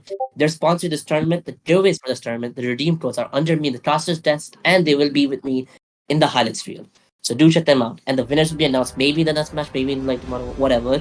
Or like you know the gist of it. You know the rules. Just like check in the description, everything's there. Now, back to the bands. We see Joy and Melissa from the side of USM, and we see Joy and Wadman from the side of Vendetta. Now, I believe Joy is a very it's finally he's bad. From the first 2 matches, he was proven to himself to be like a solo killer, and the reason why the game was turned over after 2 kills, just 2 kills to like win a match. And Arlet being the first pick from the side of USM Slayers, stealing the opportunity from Team Vendetta to have Vendetta. Grim, what do you think of that? Well, seems like a good pick because this hero Arlot has been making some waves in the community, and we are seeing a Brody pick and a possible link. Okay, we have a Fredrin now. Seems like Team Vendetta is going on a defensive mode as of this moment. I think so. What do you say? I honestly, Fredrin was banned in the last match, so like, like I feel like they felt hurt, they felt in pain, and they noticed that Fanny would not have worked well against Troy. So they banned so they left Fredrin open specifically. Because you have to choose who will you ban? Will you ban Joy and Melissa, or you ban Fredrin and Joy? It's hard to just ban every single hero in the game. As we see, yeah, you were saying, Grim? Sorry. Well, you see, people keep their choices in hand. Of course, as you said, Richie, people are not going to ban all the heroes at this same moment just with 3 bans, right? So, preferably, they have some backup in mind, Team Vendetta, and now that they have their choice, I don't think they are going to let it go. Petty play. We saw Kadita being banned in the first match, and now she's being picked in this last match. So, like, you who might know that this might be the turning point of this team. We see Julian and Beatrice being picked on the side of USM Slayers. Now, Julian here is a very flexible role, as he could be the mid jungle or at speed, and Arlott could just be the jungle at speed. So we might know what's happening here. The third ban coming in from the side of Vendetta is Atlas. A still respect ban from Mer's first match, honestly. Very good. I like when Tights are being banned. Like, I'm a Tight main, so it flows with me. It flows with me. And to counter that Atlas ban, we have a lane ban coming in from the side of USM. Although Fredrin has been picked, I don't think they know that Fredrin is a jungle here, because like I said, it's another flex pick here. Fredrin can go SP, roam, or jungle in and of itself, and they have a direct to even confuse them even more. So what will be the counters? Honestly, as I said, they are currently at being the very best in the defensive. We are seeing a Yin. That might be a possible problem for Vendetta. As Yin can just jump in on Brody and Kadila to like solo kill them. But it's Barat's and an Estes pick. It seems like it's a tanky lineup versus another tanky lineup. Now, it could be a crew flash to counter that Estes, or it could be a support to heal up that Fredrin and make sure that he's safe. We just gotta wait and see here. We'll just have to wait and see. Now, what do you think of this lineup coming in from USM Slayers? As we have Beatrice on the golden, Julian might be on the mid lane. Well, he is definitely on the mid lane. Arlott on the side lane, Barat on jungle and Estes Storm. Against Fredrin jungle, Brody gold, Kadida mid lane. This is actually Kadida roam. And Direct XP and Lilia mid lane, double mage. What do you think of that? Who do you think might have a chance to win this? Well, I am betting on USM Slayers because they seem pretty balanced for me, because 2 mage strategy, I have never been in favor of that because it always seems to me that it might be a bit squishy when we have 2 mages in a team. So USM Slayers for me this time. That is true, but Kadila does have the potential to just like check her push freely, as she is CC immune on her first kill. But we will see what happens in the match as we go. You are right in a sense, because of the fact that Team Vendetta does have a squishy lineup with like 2 double mage on their like danky side, but they have more damage here. While Team Vendetta Team USM has more heals, Team USM has more damage compared to Julian mid. As you see everyone joining the line down. Before we start the match, I have to shout out the sponsors once again. Genesis Store, Zeutan Store, iVi Store. We have the winners of the previous giveaway. Congratulations. Is this a J Cookie? Congratulations, J Cookie, as you won the previous giveaway. Have fun with your diamonds. There'll be more giveaways coming in this tournament. You'll just see them right around the caster's desk and the highlight stream. Back to the match. Now, as we see, double mate clearing mid as fast as they can and going straight for the little. Well, double match strategy, I still think that's a problem by Team Vendetta, because Team USM seems to have Barat, which will pose a definitive problem for both the mages unless Lilia is good at escaping. I mean, yeah, both mages have the potential to escape, but Bratz has the potential to shut them down and tank all of their damage early to mid. And we see Bratz there just walked in and stole Litho from 3 people. What a beautiful play by there. Well, We that see- was the mind, I would say. We see Katila jumping in with the second first skill combo. Julian saves himself with the enhanced second skill, flying out with Megumi's bird. Lilia tries to sprint in, rushes into kill, but sprints out as she saw Bratz with the dino. No ult, but Bratz is still scary on full stats.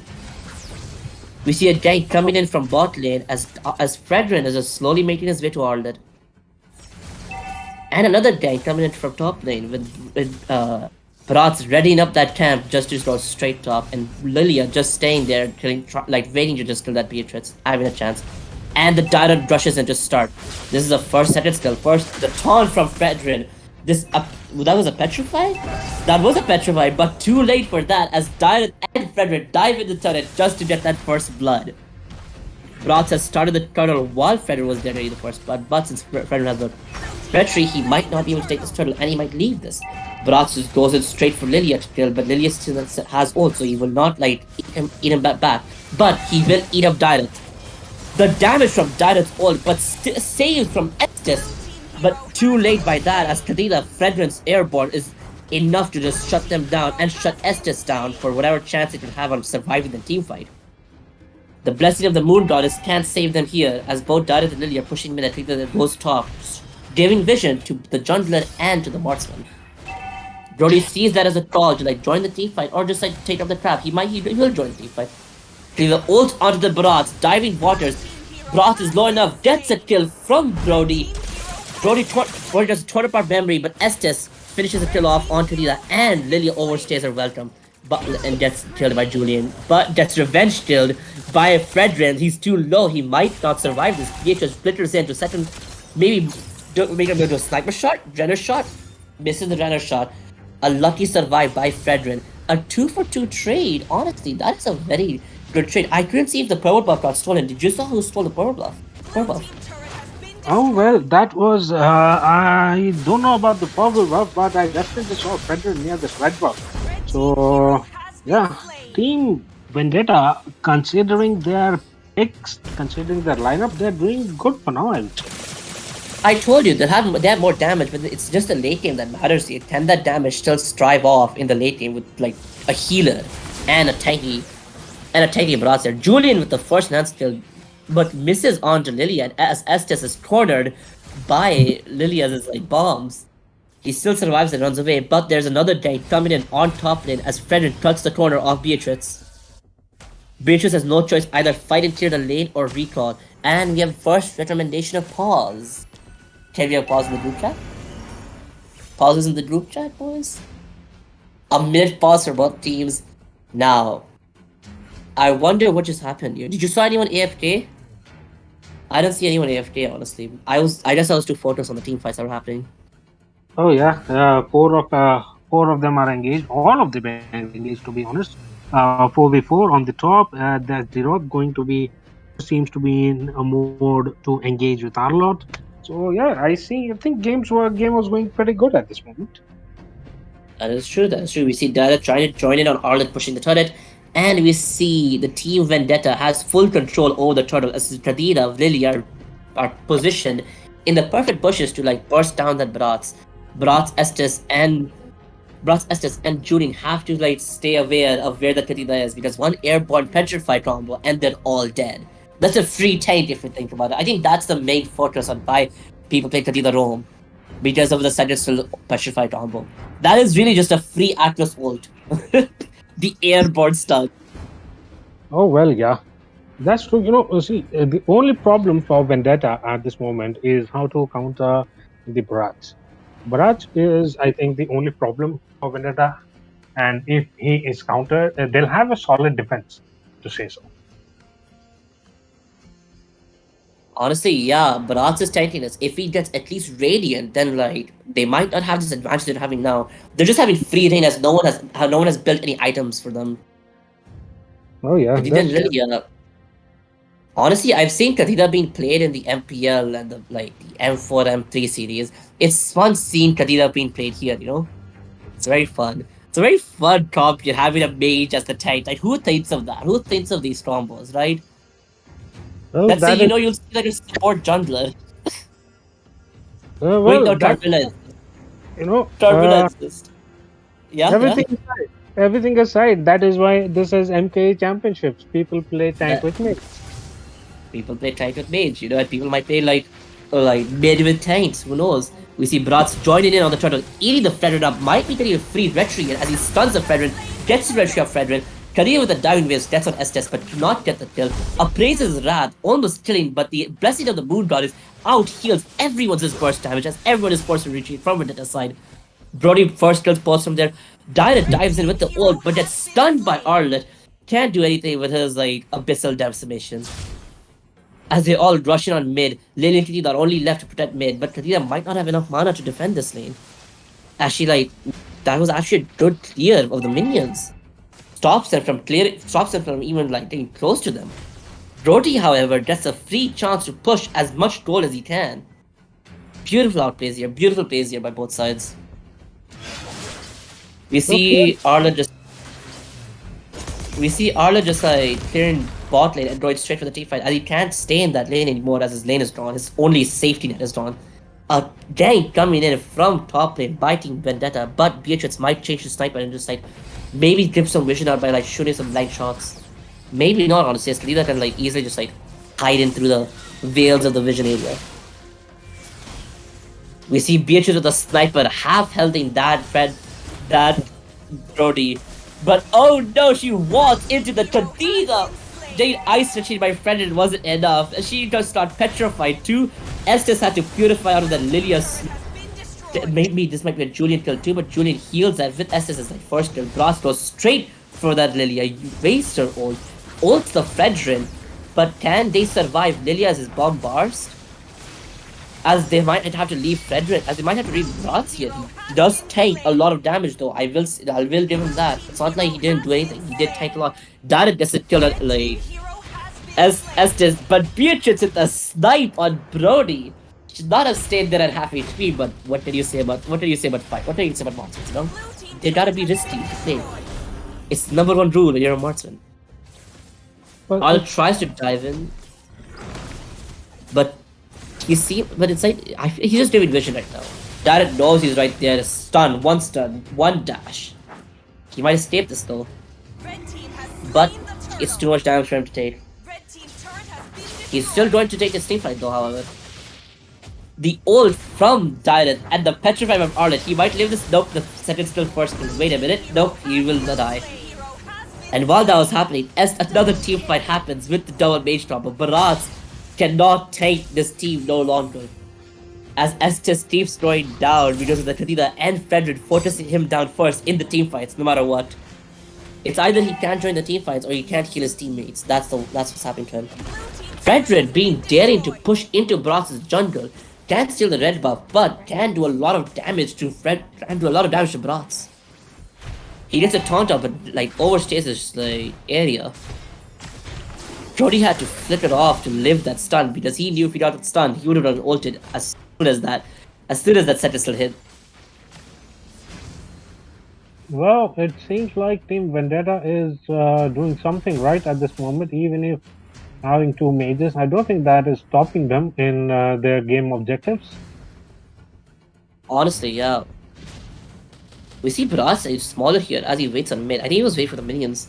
And a full push on top bot lane here. If Beatrice comes to try to block that, she will die there. So I guess she is leaving her lane. That is a very smart play. It's better to give a turret than give a life, you know? Well, it just seems like Vendetta have their strategies right on. Yep, Vendetta's right now controlling the early game here. Brat on small giant mode just to try to jump on Lilia. Lilia with the ult and with a 4-man ult on Kadira in the back lane, getting a double kill, might be a triple kill here. Estes has to weave around the Kadira's first kill, but cannot weave around the second kill, but his heals the damage as Arla tries to go in, tries to zone out the team as much as possible for Bratz and Estes to live, but could not sadly. Getting Bratz to be killed here at this final moment. Estes, the only thing he can do is slow them and heal, but his heal can't out sustain Dylan and Frederick's damage. But as the team goes bad, the damage dealers are bad here. They might be able to like survive and clear the minions, push them back, make sure that the game doesn't end at under minute 10. You know, we need this match to also last for 15 minutes. Well, not about 10 or 15. It seems like Vendetta is in no mood of finishing this early because they had a chance to push the inhibitor of the bottom, but they didn't. They thought, yeah, let's enjoy the game a bit, I would say. Honestly, I think they're just like us. They just want the matches to last long, you know? We want to be entertained, they want to entertain us. That's what's happening. We see the Lord being taken in from Vendetta's side. And Katina still hiding in the bush, just waiting for anybody to be caught up and out of position here. She might catch Bratz. Nope, she just runs away from that. Very smart play, as she cannot kill the Bratz right now, currently. Estes daring himself, using his own body to maybe taunt the Katina to jump in, but if she does, Estes will die. It won't be the Katina death, it'll be the Estes' death. Well, Vendetta. Yeah? Team Vendetta certainly knows about their targets. You know. If you look into it carefully, they have chosen who to kill and who to leave away. Honestly, at this point, you would think it's targeting that they're focusing on the Estes a bit too much, but it does make sense. He is a support. You get him first, the entire thing falls with him. But if I was at Estes, I would be mad. I would be salty right now, as I've been focused down too many times. Just kill the Beatrix first at this point. Well, he's an easy kill, I would say. That is true. He doesn't have any dash skills, and the only thing his sustaining skills he has is his ult and heal. And like I was saying, that Lilia dives out with her ult, but that gives Brass the free chance to eat it up and throw her back in his arrow. How dare you try to dive without consequences? Estes, blessing with the Moon Goddess, stops Lilia and Brody's damage from getting a bit too far, which is good for them, honestly. With the Torn Apart memory, that would have been a free double kill or triple kill from Brody's side. We see Frederick just jungling on Bratz's side as it was just his own jungle, you know? He forgot about his own jungle. No, he just goes there, like, disrespectful, but very smart play. Very smart play. We see Bratz struggling to get stats here, and we see Estes almost being killed by Kadina's diving waves. That's what I was telling you. Like, I mean, you were right on that. Estes is a very easy target to kill, and with that, he had to use ult to live that event and purify. Well, the thing that is used to protect the team is being used to protect himself. Estes definitely knows how to survive. That is true. That is true. That ult is a game changer for himself and for the team. Well, I would agree on that. Nothing more to say. Okay, are we seeing the fight? Oh, wow, whoa, whoa, what an engagement there by Team Vendetta. Oh my goodness. Estes with the Divine Blessing gets caught off as Beatrice leader focuses down Beatrice. Estes has to run away as he cannot survive and neither can out-heal anybody. Brody's just Torn Apart memory shuts down the Arlet. Bratz ate up someone, but as he was eating, I think he choked on his food and just died. Estes can solo defend this lord, but gets caught, captured, and cornered by Team Vendetta. This is an easy match and an easy win by Team Vendetta as they win the match point. Score for Vendetta and GG's to USM Slayers. Very proud that you have lasted this long and lasted this far. You gave us a very proud and happy match. Honestly, it was very fun being with you guys. And congratulations to USM, you'll be in our next match in the semifinals. And honestly, like I told you, Kadina Rome does damage. I am not going to doubt too. Of course, I'm never going to choose a two-man two-mage strategy ever, but Kadina did some damage here today, didn't she? Kadina did some damage. I mean, that's all we can say right now, honestly. Like, she did some damage. She did some damage here. As the real MVP really needs to go to her with the 3-man, 2-man, one like single loads. Well then, let's have one last discussion about our sponsors, which is Genesis Store, Zeutan Store, IEY Store. They're in the description below, and all of that. Very beautiful stores. They have nice diamond skins, whatever you want to buy from them, accounts, whatever. Go to their. It's in the link. All right, it's in the description below. Just check them out. Now Well, then, all we'll thanks be to our seeing sponsors. all thanks to our sponsors. Honestly, MTA Season 5 is surviving because of them, and we'll be seeing you tomorrow, as this is the end of the matches. Honestly, Well, it feels grim. well, Any it, last words? Any final words? well, I just thought if this match would last a little longer, it was just started to get exciting. Well, just going on Rich's words, thank you to our wonderful audience for being with us for the semifinals for the day today. Thank you very much for tuning in with us. Have a good day. See you guys. Have fun.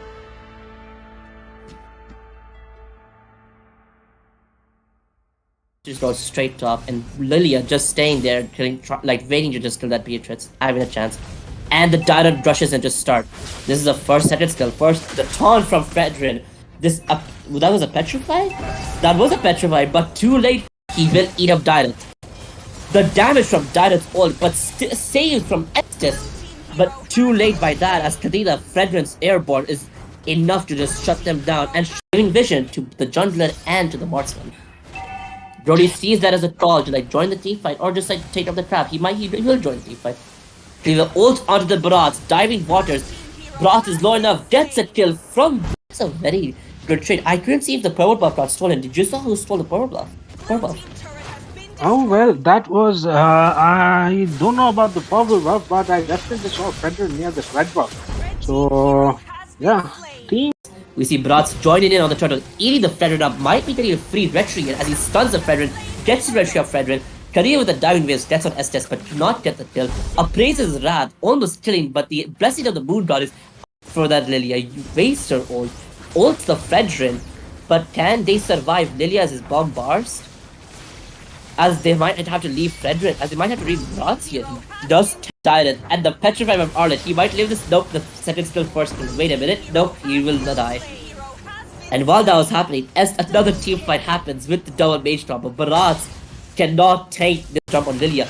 Lilia with the ult and with a 4-man ult on Kadina in the back lane, getting a double kill, might be a triple kill here. Estes has to weave around the Kadina's first kill, but cannot weave around the second kill, but is. Are we seeing the fight?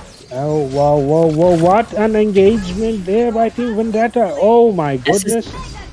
Estes with the Divine Blessing gets caught off as Beatrice their fortress is down Beatrice. Estes has to run away as he cannot survive. Just goes straight top, and Lilia just staying there, waiting to just kill that Beatrice, having a chance. And the Tyrant rushes in to start. This is the first set skill. First, the taunt from Fredrin. That was a Petrify? That was a Petrify, but too late. He will eat up Tyrant. The damage from Tyrant's ult, but saved from Estes. But too late by that, as Kadila Fredrin's airborne is enough to just shut them down and giving vision to the jungler and to the marksman. Brody sees that as a call to join the team fight or just take up the trap. He will join the team fight. He will ult onto the Broths, diving waters. Broth is low enough, gets a kill from. That's a very good trade. I couldn't see if the purple buff got stolen. Did you saw who stole the purple buff? Oh well, that was I don't know about the purple buff, but I definitely saw Fredrin near the red buff. So yeah, team. We see Broths joining in on the turtle, eating the Fredrin up, might be getting a free retreat as he stuns the Fredrin, gets the retreat of Fredrin. Career with the diving waves gets on Estes but cannot get the kill. Appraises Wrath, almost killing, but the blessing of the Moon God is for that Lilia. You waste her ult, ults the Fredrin, but can they survive Lilia as his bomb bars? As they might have to leave Fredrin, as they might have to leave Broths here. He does Tyrant, and the Petrify of Arlet, he might live this. Nope, the second skill first skill. Wait a minute, nope, he will not die. And while that was happening, as another team fight happens with the double mage drop, but Broths cannot take the jump on Lilia. Lilia with the ult and with a 4-man ult on Kadina in the back lane, getting a double kill, might be a triple kill here. Estes has to weave around the Kadina's first kill, but cannot weave around the second kill, but is. Are we seeing the fight? Oh whoa! What an engagement there by Team Vendetta! Oh my goodness! Estes with the Divine Blessing gets caught off as Beatrice their fortress is down Beatrice. Estes has to run away as he cannot survive. Just goes straight top, and Lilia just staying there, waiting to just kill that Beatrice, having a chance. And the Tyrant rushes in to start.